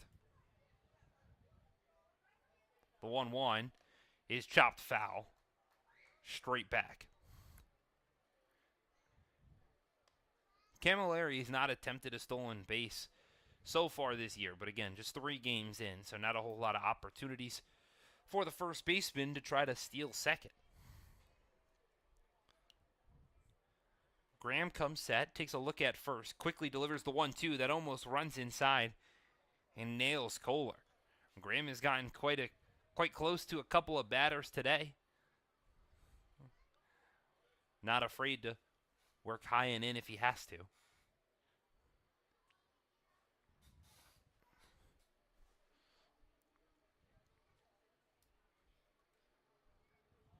The 2-2. This one's lined on the ground over towards the shortstop, Carpier's. He flips to second for 1. No throw over to first. How about Joe Carpier's flashing some leather in the hole. Makes a sliding grab at short. Flips to Moat at second to get the force out and make it 2 outs here in the top of the 6th. Great play.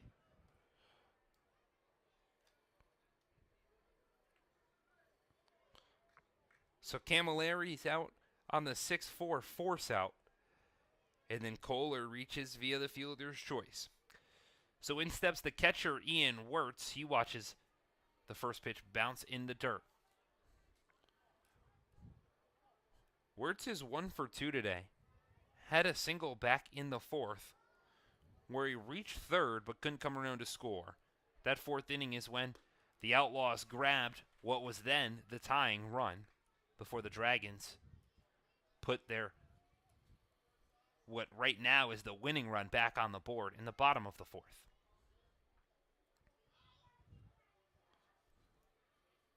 The 1-1 to Wirtz. Swung on and missed. Ian Wirtz, the catcher, has taken a couple of ugly swings at pitches in the dirt to create a 1-2 count. He was way out in front of that one, too. Just a bad swing. Wirtz has got 13 Ks on the season, only 4 walks.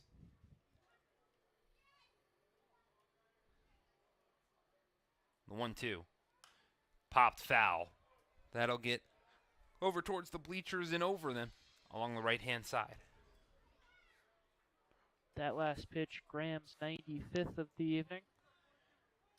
The Dragons would love to see Graham just get through the rest of the frame because they've got Christian Mello warming up in the bullpen. The 1-2. Breaking ball misses up.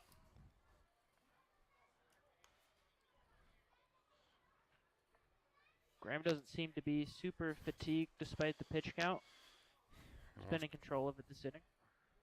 If Graham can get this last pitch, this last out, it'll be a quality start today against the Outlaws. The 2-2 is hit on the ground over towards Keniston at third. The throw across the diamond is in time. And it's 6 innings of just 1-run baseball from Jeremy Graham. He keeps Glens Falls' 1-run lead as we head to the bottom of the 6th here at East Field.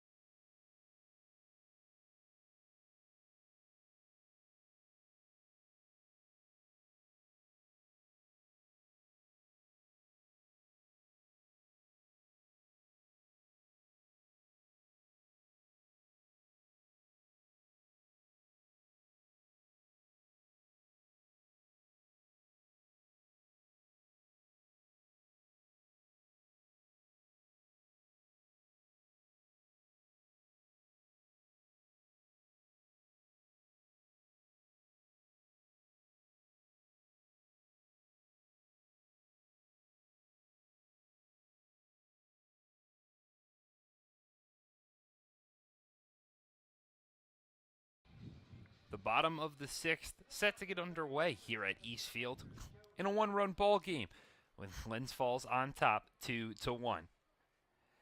It'll be 5, 6, and 7 set to get it started for the Dragons, and it's Joe Haynes who's leading off for the second time in 3 innings. He started that 4th with a loud double to the right center field gap. He sees a first pitch breaking ball because of it, and it's outside for ball 1.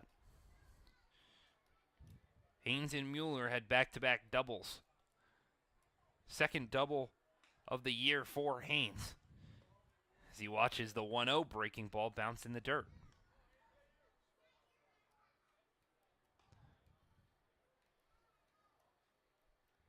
Just the second extra base hit for the backstop this season. The 2-0 lines that one back up the middle and into center for a base knock. How about Joe Haynes having a day? He's 3 for 3. A double and 2 singles to his name.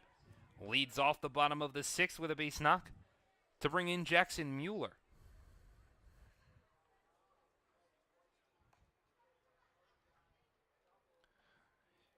Mueller so far today is responsible for both runs the Dragons have scored. He's 1 for 1 with that double. That brought in an RBI. Had a sacrifice fly his first time up in the 2nd. That brought Joe Carpier's home. So Mueller adds his 6th and 7th RBIs. Adds his team best 5th double of the season as well. He's got a 1-1 count now with a runner on first.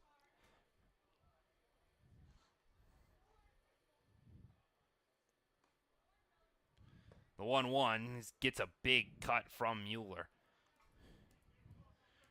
He's known to swing at some of those off-speed pitches, especially lower in the zone.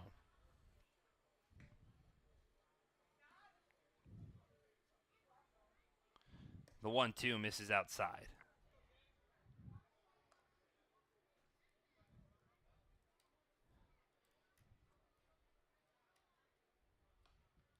Mueller repping the colors of the U-Albany Great Danes. The 2-2 runs inside, bounced 2 words behind the dish. So Mueller working his way back into this count. He's drawn full by Zach Rowe.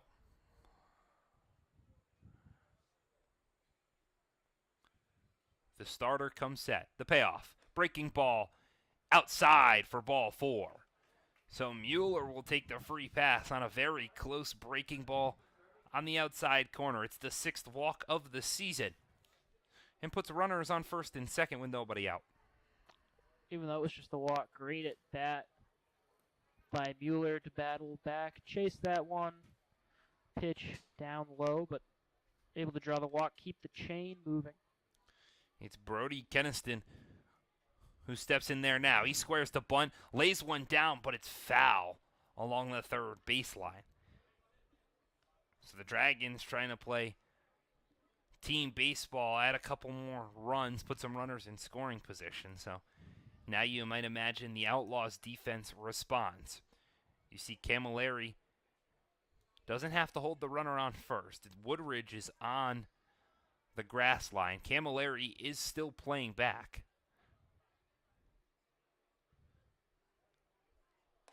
The 0-1 to Keniston is outside. He didn't square the bunt this time, so you imagine the third baseman is swinging away. He had his first hit of the PGCBL season stolen from him by the third baseman Woodridge, who made an excellent play in the gap between third and short. The 1-1, a check swing, still hits the zone.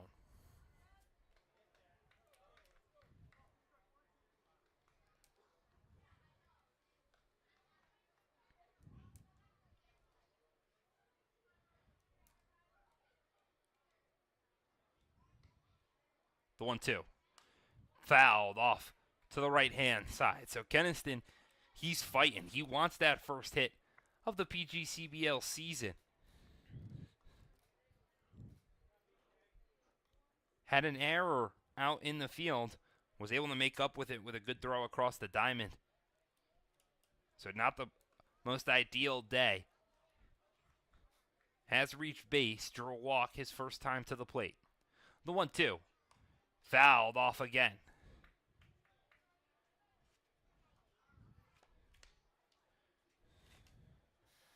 Keniston teammates with Tate Van Alsten out at Southern New Hampshire University. So both playing for the Pedman just a little bit east as the ball's bounced in the dirt. Wirtz keeps it, does a great job to keep it in front. Both runners need to stay where they are.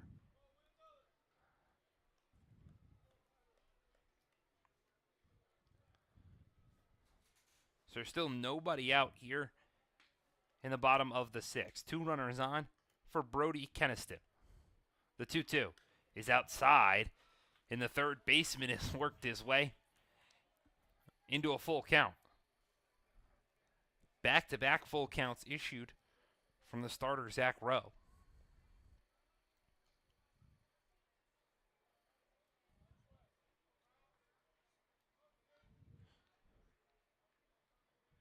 The payoff is hit out into the left center field gap. Richards comes over, but he's not going to grab it. It gets down. They're going to send Haynes towards home, and a little bobble out in the outfield will have a run come to score. Keniston picks up his first hit of the 2025 season and his first RBI. The Dragons lead it 3-1 here in the bottom of the 6th. What a great way to welcome yourself to your new team. Give them a little bit more insurance. Not quite sure what happened with that in left field, but the ball got away, allowing Haynes to score. Had the ball not gotten away, And Haynes would not have scored. And just like that, the day for Zach Rowe has come to an end. After 5 innings, he gives up 6 hits, allows 3 runs to come home and score. And his day ends after a rough one. We'll step aside for a couple of minutes here at East Field with a new pitcher for the Outlaws warming up.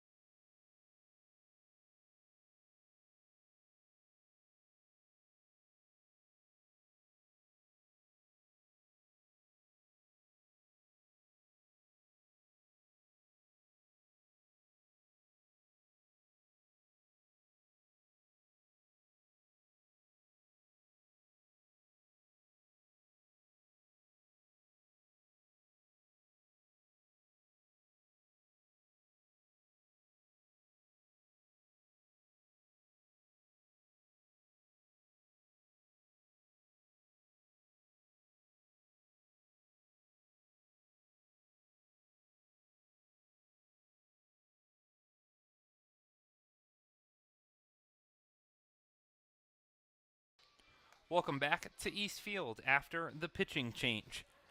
So Zach Rowe, he ends his day giving up after 5 innings of work, 5 innings plus, I should say, gave up 7 hits.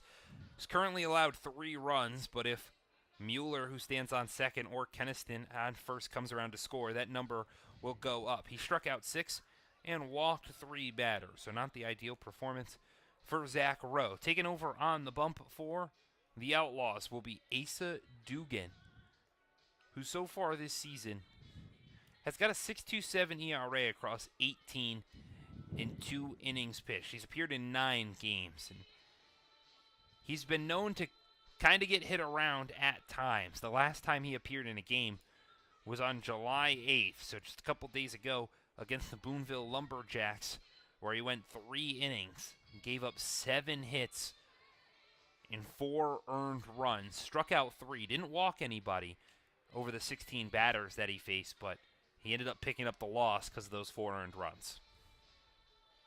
A guy that Glens Falls has seen before and had success against. Back last time Oneonta made the trip up to Glens Falls, he got hit around in an inning and 2/3. Went an inning and 2/3, gave up 7 hits in that one, and allowed 5 runs to come home and score. So the Dragons would love nothing more than for that to happen again. As we've had a speedy game here at East Field. We're just about to reach the 9 o'clock hour, and we're in the bottom of the 6th. So both these teams, it's been a pitcher's duel despite a lot of the hits that have been given up. And second base here at East Field seems to pop out every game, has popped out once more. So they're over there making sure they can get it settled back in to the bag.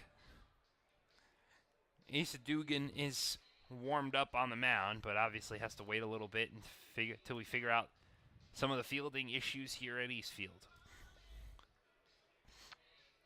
Ryan Dio, Matt Gonzalez, Keaton Mark, the head coach for Oneonta, out there around second base.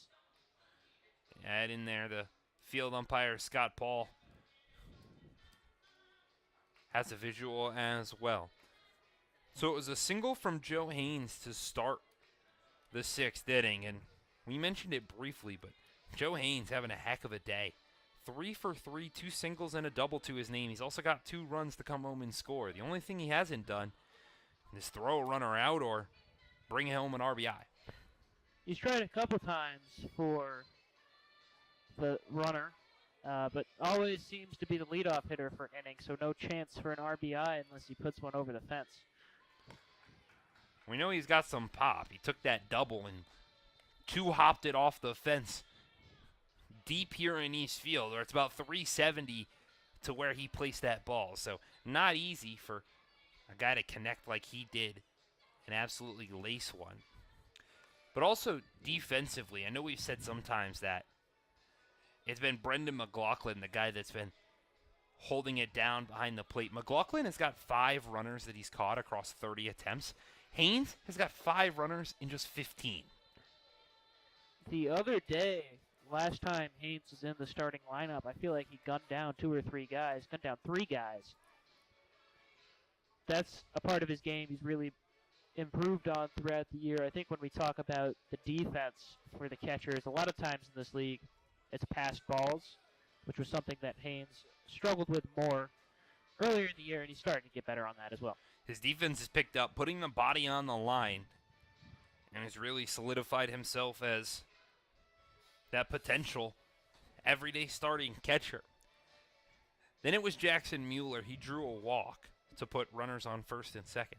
Then how about Brody Keniston? His first game of the PGCBL season so far. He's 1 for 2 with a single, but if you had to grade his performance, obviously he had that error over at third base, but it was a tough play nonetheless. So far in his first game this year, he's looked pretty solid. He's looked pretty solid in his very limited experience. I feel like every time we see a new guy this year, game number 1, always fantastic from them.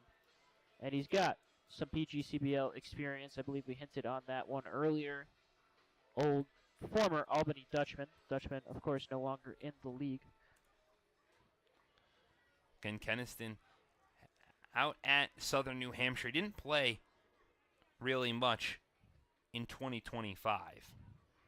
He had just 1 at-bat. But he did score a run as a pinch runner, so was able to get on the base paths a couple of times, but didn't see a whole ton of action after his 2 years at Lemoyne, where his freshman campaign was absolutely stellar. Back in that freshman year, he was also part of that Lemoyne Dolphins squad that went from Division II to Division I. So his freshman year, when he was stellar, was a part of that Division II baseball team, and then when the University of Lemoyne decided to jump up to the Division I level in the NEC, his numbers dipped a little bit, and you can understand that with that higher tier talent. All right, second base plugged back into the ground here at Eastfield, so we're underway. It'll be Michael Sweeney to introduce Asa Dugan to the ball game here at Eastfield. The first pitch, Sweeney sees, squares a bunt, popped it up, and it's brought in by Wirtz as both runners have got to stay where they're at. So a chance at a sacrifice from the Dragons is unsuccessful, and a failure to get a bunt down and play some small ball.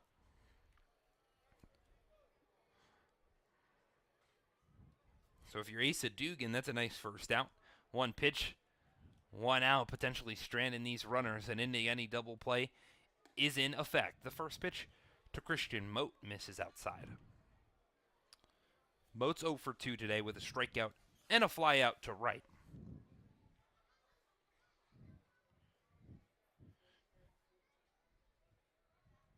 The 1-0, swung on and missed. Along the outside, got Moat well out in front, and he tells himself to calm down. It's Mueller at second, Keniston over at first. Robinson kind of holding on Mueller, but not really, so he can get a sizable lead off the bag. The 1-1 misses outside.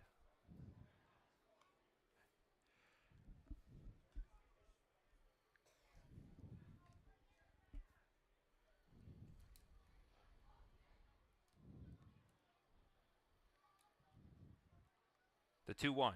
Breaking ball from Dugan, the first we've seen. Released it well too early. It stayed up above the zone to make the count 3-1.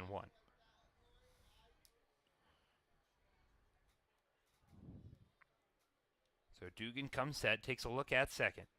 Checks again. The 3-1. Outside for ball 4. And Asa Dugan has walked the bases loaded. That turns the lineup over to bring up Tyree Jackson for the 4th time today in just the 6th inning. Dugan came in the game in a tough spot, and he's dug the hole even deeper with that last walk. We know Jackson's aggressive, has got a chance for a couple RBIs. He watches the first pitch from the new pitcher in the zone for strike 1. Jackson so far this season has got 5 RBIs to his name. As the 0-1 pitch, he drills out to left field. Clark got to go back, brings it in for out number 2. Tagging from third is going to be Mueller, and he's going to score with ease. So the sacrifice fly from Tyree Jackson brings out number 2. Keniston improved over to third to put runners on the corners with 2 outs here in the bottom of the 6th. And Glens Falls has now got a 4-1 lead. The first pitch to Robert Mello is in the dirt. So Mueller adds to his incredible stat line. He's 1 for 1 with 2 RBIs and a run scored. The 1-0 to Mello. Great frame from Ian Wirtz behind the dish, evens the count at 1 apiece.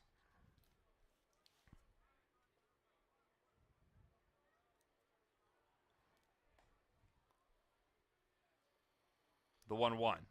Swung on and missed from Mello. Makes it a 1-2 count with 2 outs. Runners on the corners. Both runners advance, so Moat stands at second. But the 1-2 is swung on and missed from Robert Mello. It's the first strikeout for Asa Dugan. He sends down the designated hitter swinging, but not before the Dragons add another. They lead it now 4-1 as we head to the top of the 7th.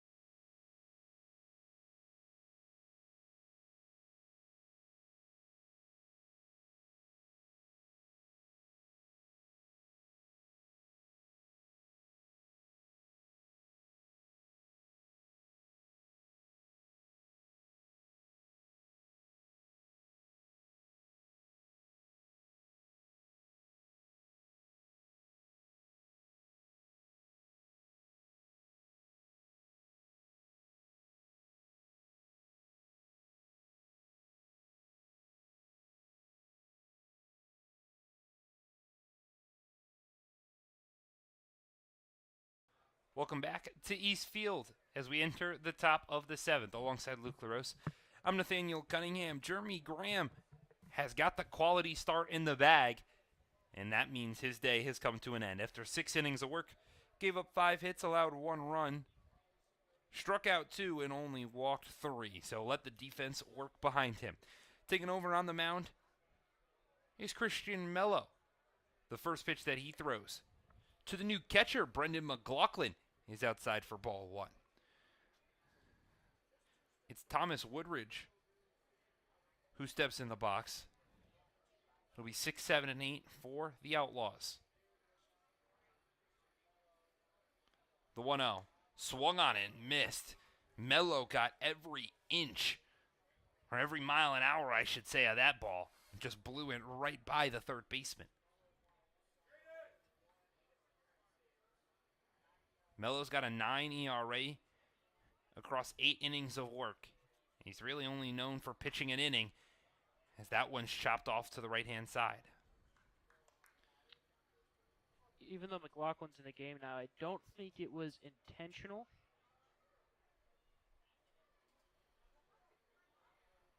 Mello's mask might have, not Mello's, Haynes' mask might have broke on him. The 1-2. This one's lined into center field. Jackson comes in a couple of steps and brings it in for out number 1.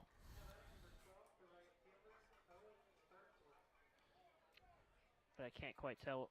Haynes is in full gear in the dugout, just holding a piece of equipment. Can't quite tell what he's holding. Might have broke.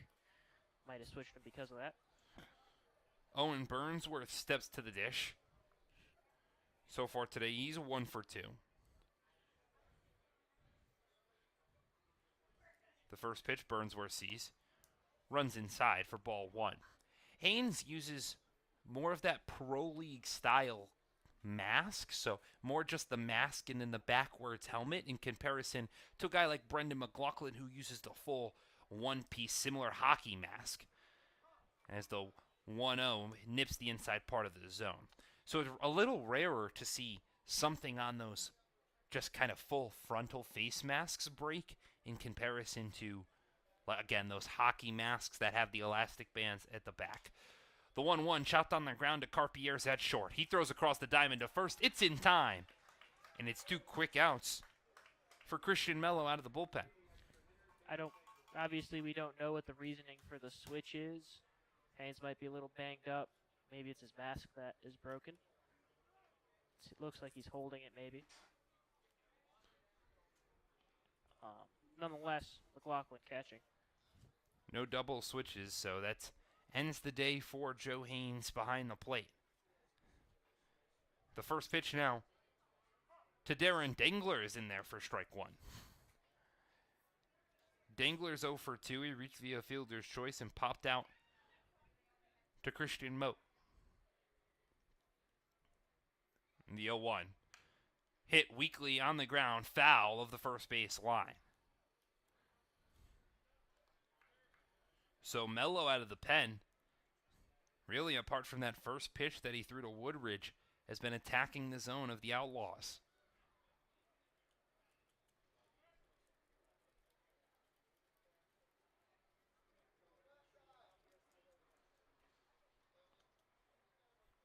The 0-2 upstairs.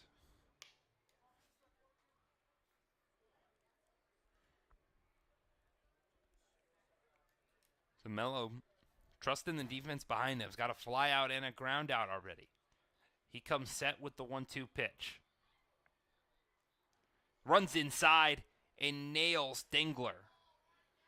The first hit batter of the day for either squad is Darren Dangler, who walks his way down to first base with 2 outs here in the top of the 7th.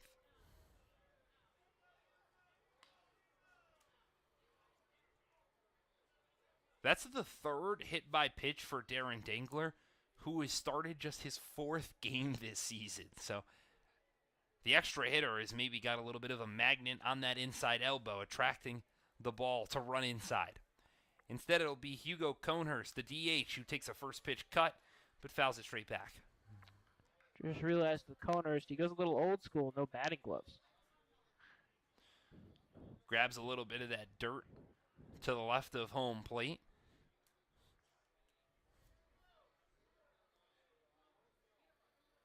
Maybe you might need to add some of those batting gloves. The 132 is not helping the Outlaws out, and neither are swings like that.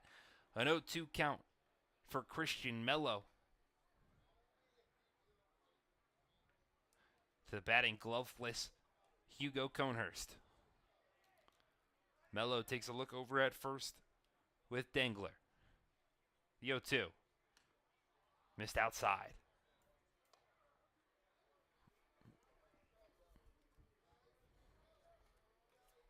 Yeah, I don't imagine the dirt gives you a good grip on the bat.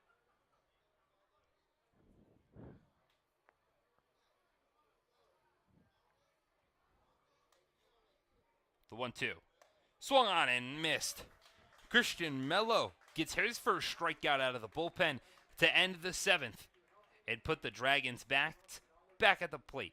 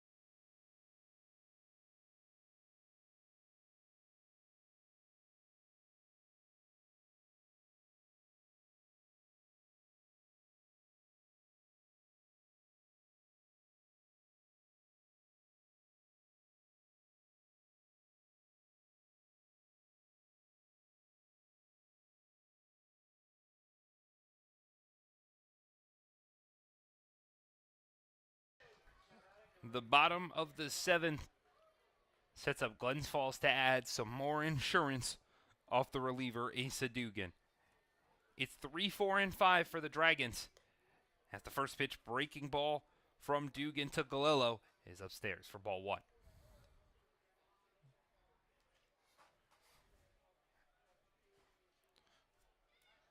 The 1-0. This one's drilled out to deep center field. Richards goes back towards the wall. You can kiss it goodbye. Nick Galillo, how about a third home run in 2025? Gives Glens Falls some more. They lead it 5-1 here in the bottom of the 7th. Not only a home run, but a home run right to the deepest part of the park, too. Galillo shows off his power. Big blast. The 3rd home run of the season, the 9th RBI of the season. Nick Galillo putting the power on full display. The Dragons, they're not done yet. It's Joe Carpieres who steps into the box. He watches the first pitch ball. It took just 2 pitches for Nick Galillo to send that one to straightaway center. There's now a big 1-0 breaking ball from Dugan is in the zone. Straightaway center here in Eastfield is no joke either. It's a deep ballpark here. It's the 2nd home run that Dugan has given up this season as Carpieres drills that one into the left center field gap. It's going to get down for a base knock. Carpieres rounds first, headed towards second. The throw, not in time. How about Joe Carpieres following it up with an extra base hit of his own? His 2nd double of the season puts a runner in scoring position with nobody out.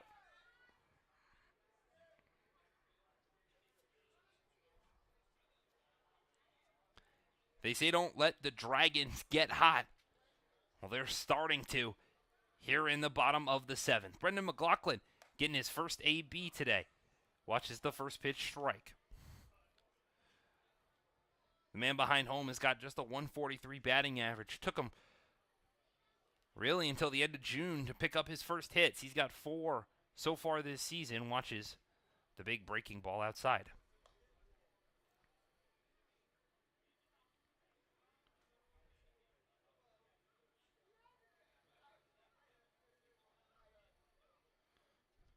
The 1-1 to the backstop is popped up. This one will stay in the field. A triangle of players come over, but no one calls it. The catcher, Ian Wirtz, lost it in the air. The pitcher, Dugan, headed towards first as Camilleri was running towards foul territory, and it drops between them all to make the count 1-2, and a new life for Brendan McLaughlin.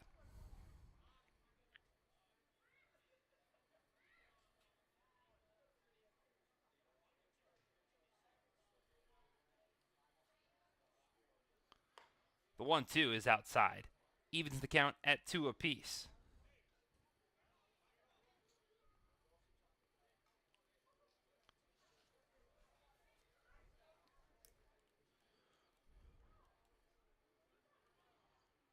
The 2-2. Hit on the ground over towards the third baseman, Woodridge. He fields it cleanly, throws across in time. So some excellent defense to make sure Carpier's wasn't advancing either. Gets the first out of the inning to bring up Jackson Mueller.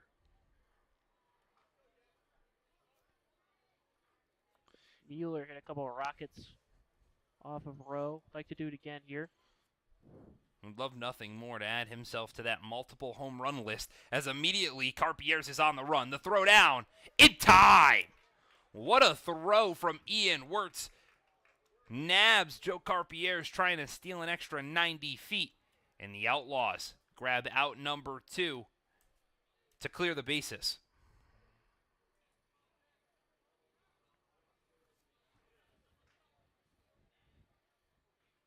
So Carpier's gets caught on the base pass for the second time this season.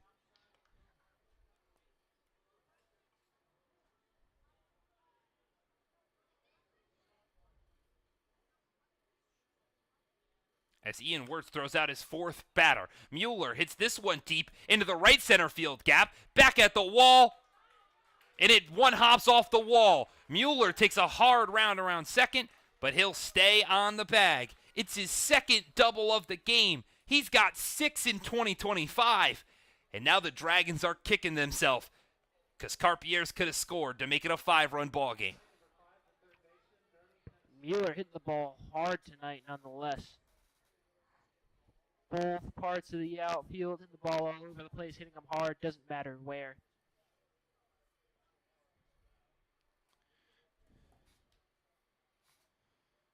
The first pitch now to Brody Keniston is in there for strike 1. A little bit maybe of an update on Joe Haynes, see why he got pulled.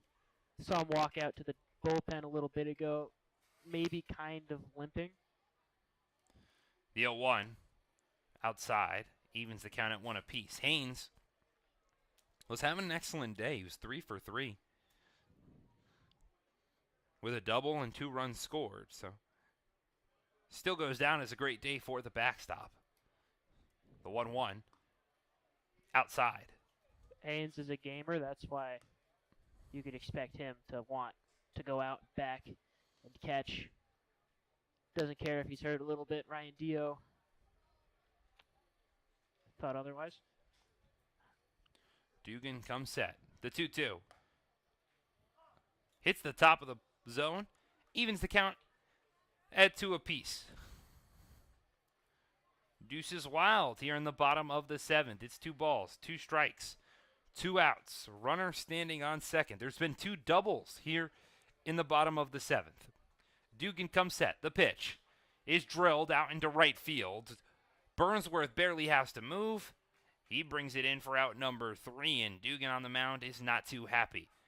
Large in part to Nick Galello adding his 3rd home run of the season and becoming just one of 8 players in the PGCBL that can say they've hit 3 or more long bombs in 2025. The Dragons lead it 5-1 as we head to the 8th.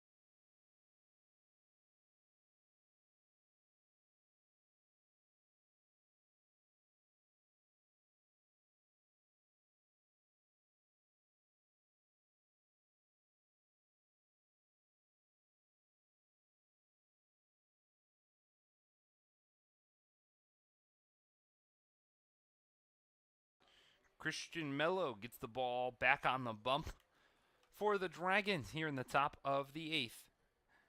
He's got to face 10, 1, and 2 in this Outlaws lineup.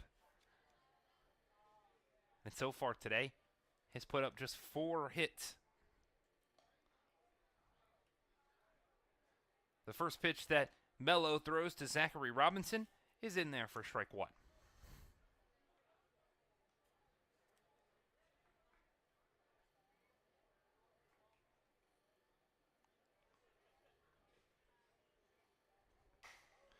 And now the 0-1 just straight to the backstop. Saw a couple of those in warm-ups for Mello, so he's going to reset. Robinson is one of the 4 Oneonta players to tally a base knock in today's game. Had it back in the 5th before he was caught, and that one ran inside and nailed Robinson. Frustrated, chucks his bat a mile high towards the dugout. And the pitch from Mello ran up and hit him in the shoulder and on the head. So the trainer on the field is going to come out and just check on the second baseman. But a scary pitch from Christian Mello. The pitch before that last one, he sailed that about 6 inches over Robinson's head, and then works down and just nails him in the shoulder. Got up and caught a piece of the helmet as well, because it forced a little bit of a readjustment from Robinson. So now it's the top of the lineup for the Outlaws. It's Dane Richards who steps in. The first pitch he sees, it bounced in the dirt. McLaughlin keeps it in front for ball 1.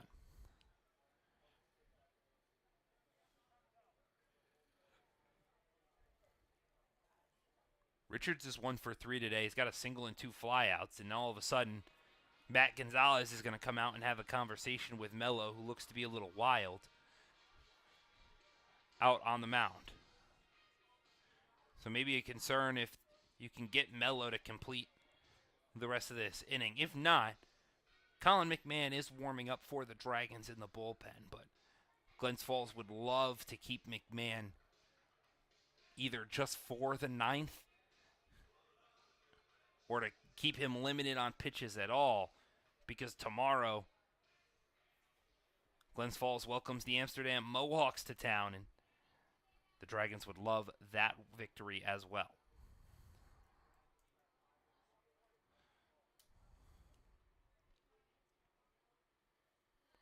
The 1-0. Runners on the move. The throw from McLaughlin placed it beautifully, but it was just behind the runner, Robinson.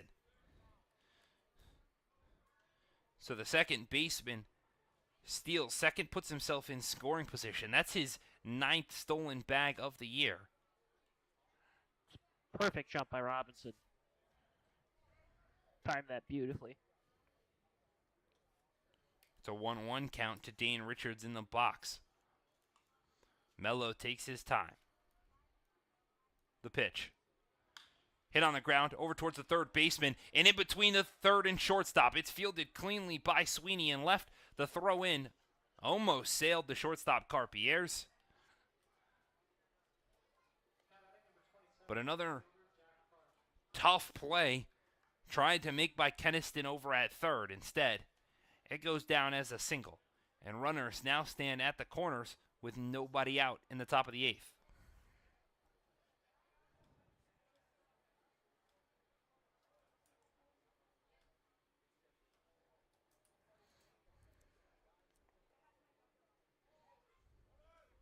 Runners on the move, the first pitch, the throw, in time. The 6th runner gunned down from Brendan McLaughlin gets Dane Richards trying to steal an extra 90 feet and picks up a big first out for the Dragons. Richards caught for the 3rd time this season. He's only been successful on 2 stolen base attempts. Maybe a defensive substitution coming up clutch.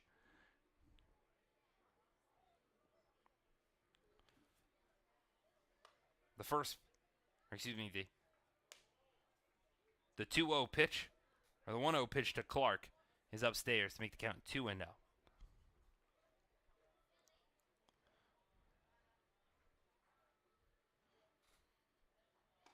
Clark takes a big cut. Had a changeup and swings right over the top of it.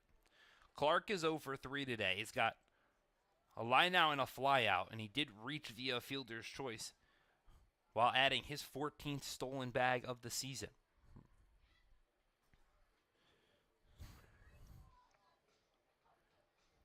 The 2-1. This one's lined out into right field. Galello's got to go back a couple of steps, brings it in for out number 2. But easily Robinson is going to come in to score. So it's a sacrifice fly for Jack Clark as the second run of the game comes in for Oneonta. They still trail 5-2.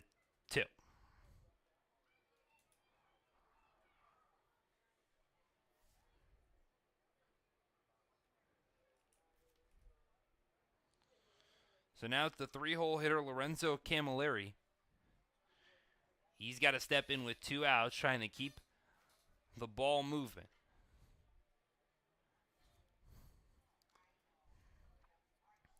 The first pitch he sees, he takes a swing over the top of for strike 1. Camilleri today is 0 for 1. He grounded out back in the 3rd. His other 2 at-bats in the 1st and the 6th, he drew walks in both, but couldn't get his way off of first base. The 0-1 from Mello. Swung on and missed. Puts it inside, gets a swing, throws one really far outside, and also gets a cut. So now it's an 0-2 count for Christian Mello.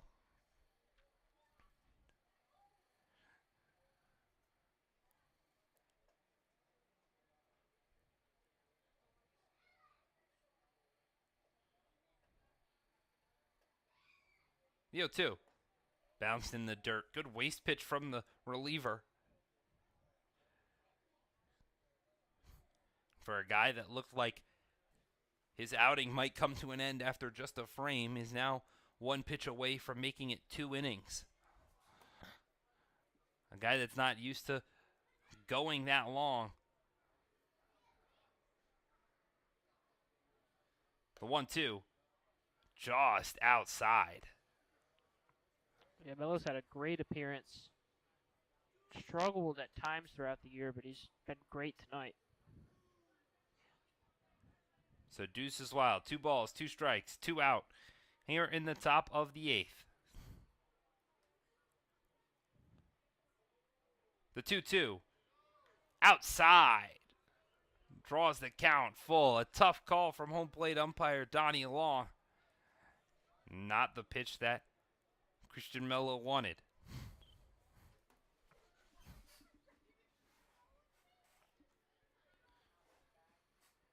And Mello taking his time. Likes the first pitch that's put down by McLaughlin. Comes set. The payoff. In there for strike 3. Second strikeout for Christian Mello in his longest pitching outing of the season. He goes 2 innings and gives up just 1 as the Dragons still lead the Outlaws 5-2 as we head to the bottom of the 8th.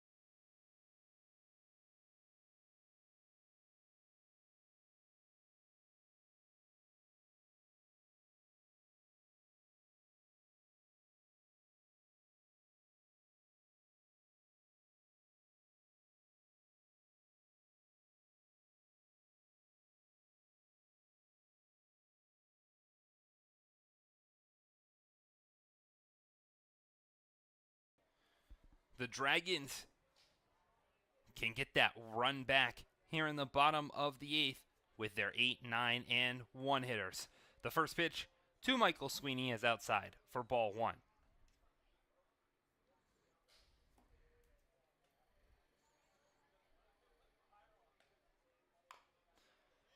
The 1-0 chopped on the ground. Oh, the umpire says foul. Good call. That did squeak barely foul. Head coach Ryan Dio upset with the call, understandably so, especially because home plate umpire Donnie Long, instead of throwing his hands up to institute foul, kind of just waved that said it was foul and then put his hands up. So a questionable decision from the home plate umpire after it looked like it bounced in fair territory. Now makes it a 1-1 count to Sweeney. The breaking ball didn't break at all, stayed way too far upstairs. Makes the count 2-1.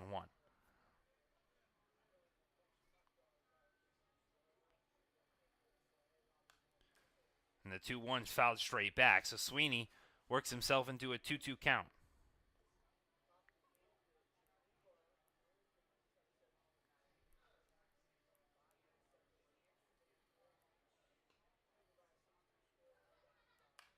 That one's fouled off out of play towards the bleachers on the right-hand side, so Sweeney will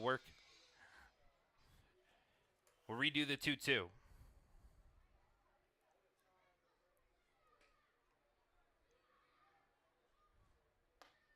As he swings over top of the 2-2 pitch and picks up strikeout number 2 for Asa Dugan.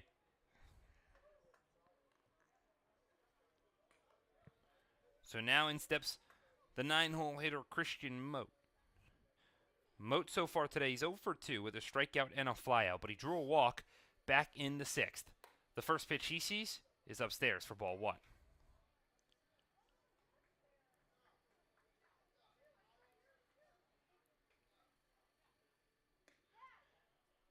And 1-0 also outside makes the count 2-0. Dugan not finding the zone early in counts.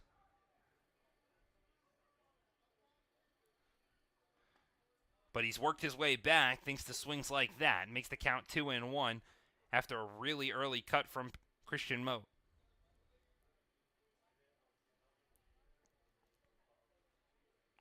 The 2-1, this one's lined out into shallow right field. Back goes Robinson, who makes the play over the shoulder for out number 2. So athletic plays from each second baseman today. This one later in the game for the Outlaws turns the lineup card over.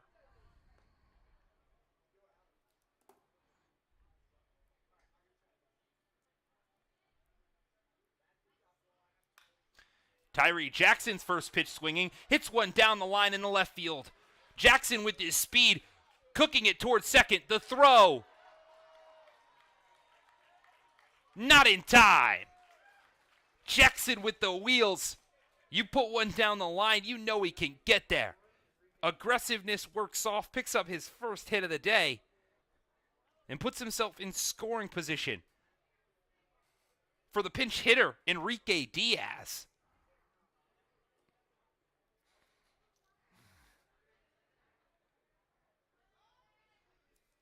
Interesting move. Diaz hitting for the DH Robert Mello, and he's aggressive too. Takes the first pitch out to deep right field. Burnsworth's got to go towards the line, but he brings it in for out number 3. So a loud double from Tyree Jackson proving mute. And now all the Dragons need is 3 more outs to snap a 6-game losing streak.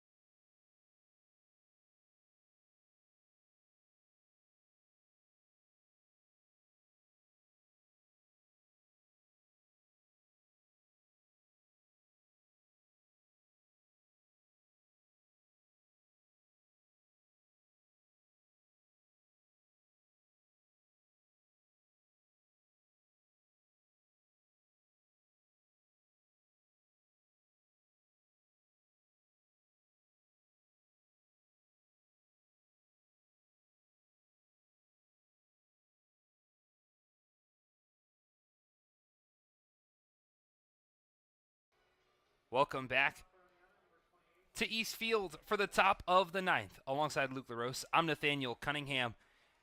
J.J. Trudeau comes in for the save opportunity here at Eastfield. The Dragons have got just 2 saves on the year, and Trudeau has got one of them. He takes over for Christian Mello, whose 2 innings of work, his longest of the season so far, gave up just 1 hit, allowed a run to come home and score, but he didn't walk anybody as he struck out 2. So Trudeau coming to the plate, who's been absolutely stellar so far this season. The first pitch that he throws to the cleanup hitter, Jace Kohler, is upstairs. Trudeau has got a 0 ERA in 8 1/3 innings of work. He's given up just 5 hits. Has walked quite a few batters, 7, but not allowed any of them to score, and he's got 11 strikeouts to his name as well. So Trudeau, a guy that loves these high-leverage situations, and a chance to snap a 6-game skid, head coach Ryan Dio elicits the closer. The 2-0 pitch from Trudeau is chopped foul by Kohler. It's been some time since Trudeau has seen the field for the Dragons. He pitched in the July 8th game against Amsterdam. He threw 3 innings, didn't give up a run across those 3 innings. But the last time that he pitched before that July 8th game was back on June 20th. So only 2 appearances over the last 2.5 weeks. He's got himself in another high leverage spot. The 2-2 bounced in the dirt. They'll ask if he went, and field umpire Scott Paul says he did. So it's a strikeout to start the top of the 9th for J.J. Trudeau. And the Dragons need just 2 more outs.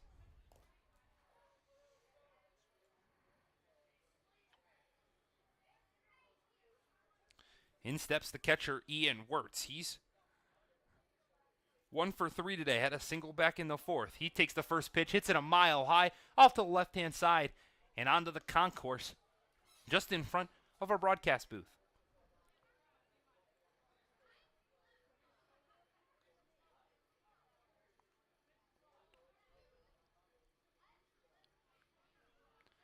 The 0-1. This one's fouled off to the right-hand side over the bleachers this time. And it's an early 0-2 count from Trudeau.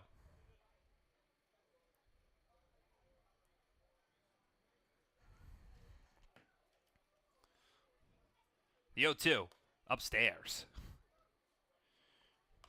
Trudeau quick to work. Doesn't like to waste his time when he's on the mound. Always out of the stretch. Is your prototypical closer. The 1-2. Chopped. This one foul. Almost down the third baseline. Doesn't like to waste a lot of time. A lot of hard fastballs, too.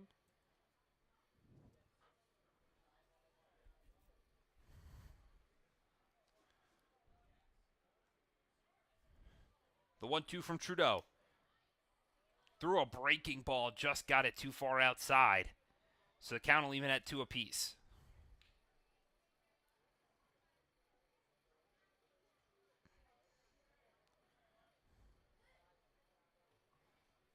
The 2-2. Chopped foul. Wirtz doing everything he can to keep it alive.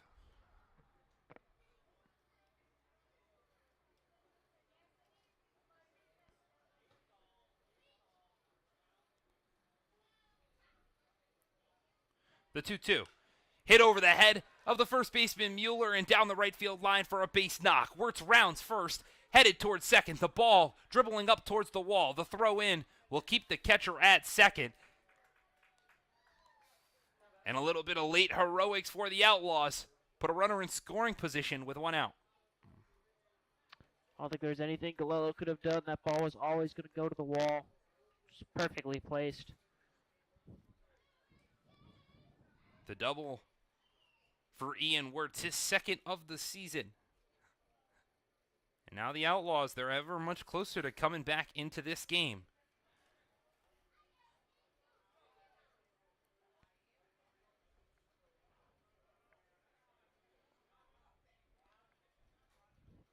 The first pitch now towards the third baseman. Thomas Woodridge gets away from McLaughlin. It was in his glove and out, so a passed ball by the catcher. Rare to see just mistakes and lapses in judgment move a run 90 feet closer.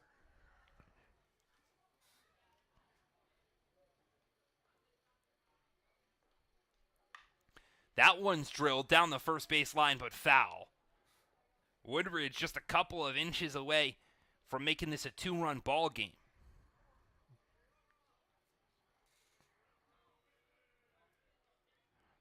There's still one out here in the top of the ninth.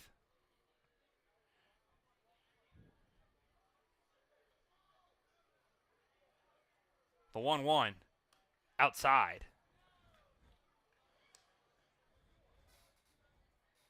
So the count is now 2-1 with Wirtz, who stands at third. The 2-1 pitch, chopped foul by Woodridge.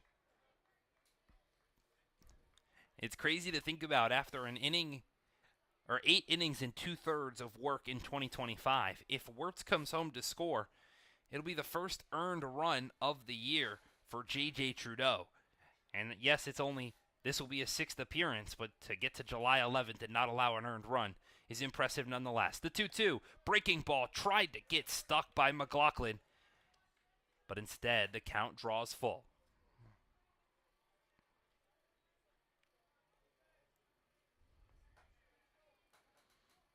Trudeau comes set. The payoff. This one's popped out to right field. Sweeney settles underneath it for out number 2. The throw towards the plate, not in time. So the Outlaws will grab one. Trudeau will give up his first earned of the year, but the Dragons still lead it 5-3 with 2 outs in the top of the ninth.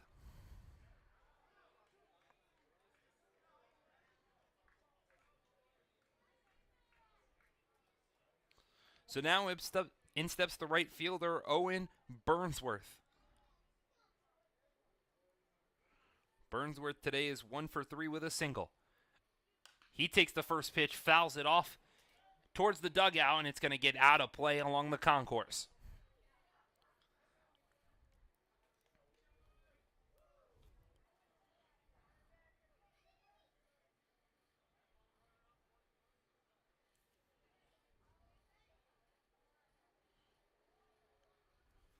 The 0-1 runs inside, evens the count at 1 apiece.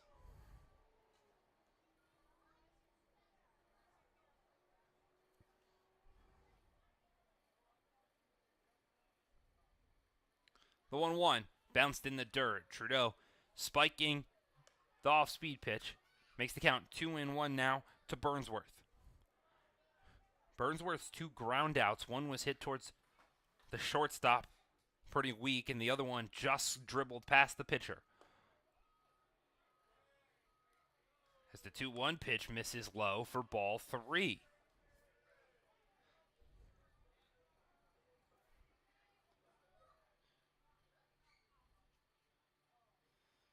The 3-1. Breaking ball low for ball 4, and now the tying run comes to the plate. The 8th walk of the year issued by J.J. Trudeau brings the extra hitter Darren Dangler to the dish. Dangler's 0 for 2 today was hit by a pitch in reach via fielder's choice. So Trudeau comes set, takes a look at Burnsworth over at first. The pitch upstairs for ball 1.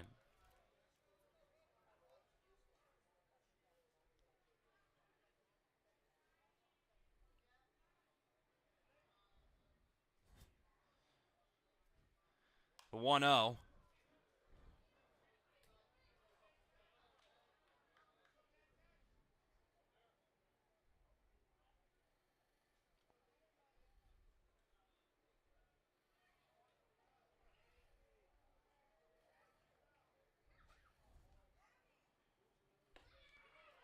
The 1-1 finally hits the zone, and now Trudeau is one strike away. Save number 2 can be tasted from the closer. The 1-2 is in there for strike 3. Trudeau throws his hands to the side, looks over to the Oneonta dugout, and he's got some words. Throws his glove as the Outlaws get handed their 5th consecutive loss. But the Dragons snap a 6-game skid themselves. They take it. 5-3 your final here at East Field. All phases of the game were clicking for Glens Falls. Almost a perfect game defensively. 11 hits plus a long ball, a couple hard hit doubles. Glens Falls did it all in this 5-3 win. They did everything they needed to beat the worst team in the East Division and get back to winning ways before a tough contest tomorrow against the Amsterdam Mohawks. It was really started from Jeremy Graham, who went 6 innings, gave up just the 1 hit, the 1 earned run. He struck out 2 and walked 3, and then Mello kept it closed, got the hold to his name with 2 innings of excellent work, and then J.J. Trudeau scared everybody a little bit with a double and a walk, but ended up freezing Darren Dingler to end the game and pick up his 2nd save of 2025. And what's a closer appearance without a little bit of a scare every once in a while, but nonetheless he gets it done. He was fired up, he was juiced up. His glove's still sitting down on the first baseline. He's pumped. The whole team's pumped.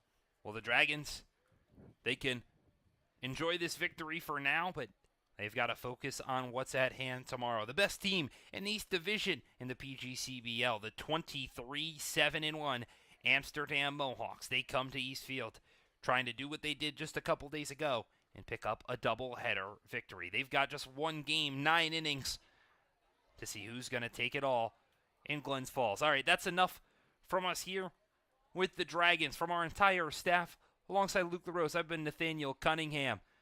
The Dragons snap a 6-game skid, 5-3 over Oneonta.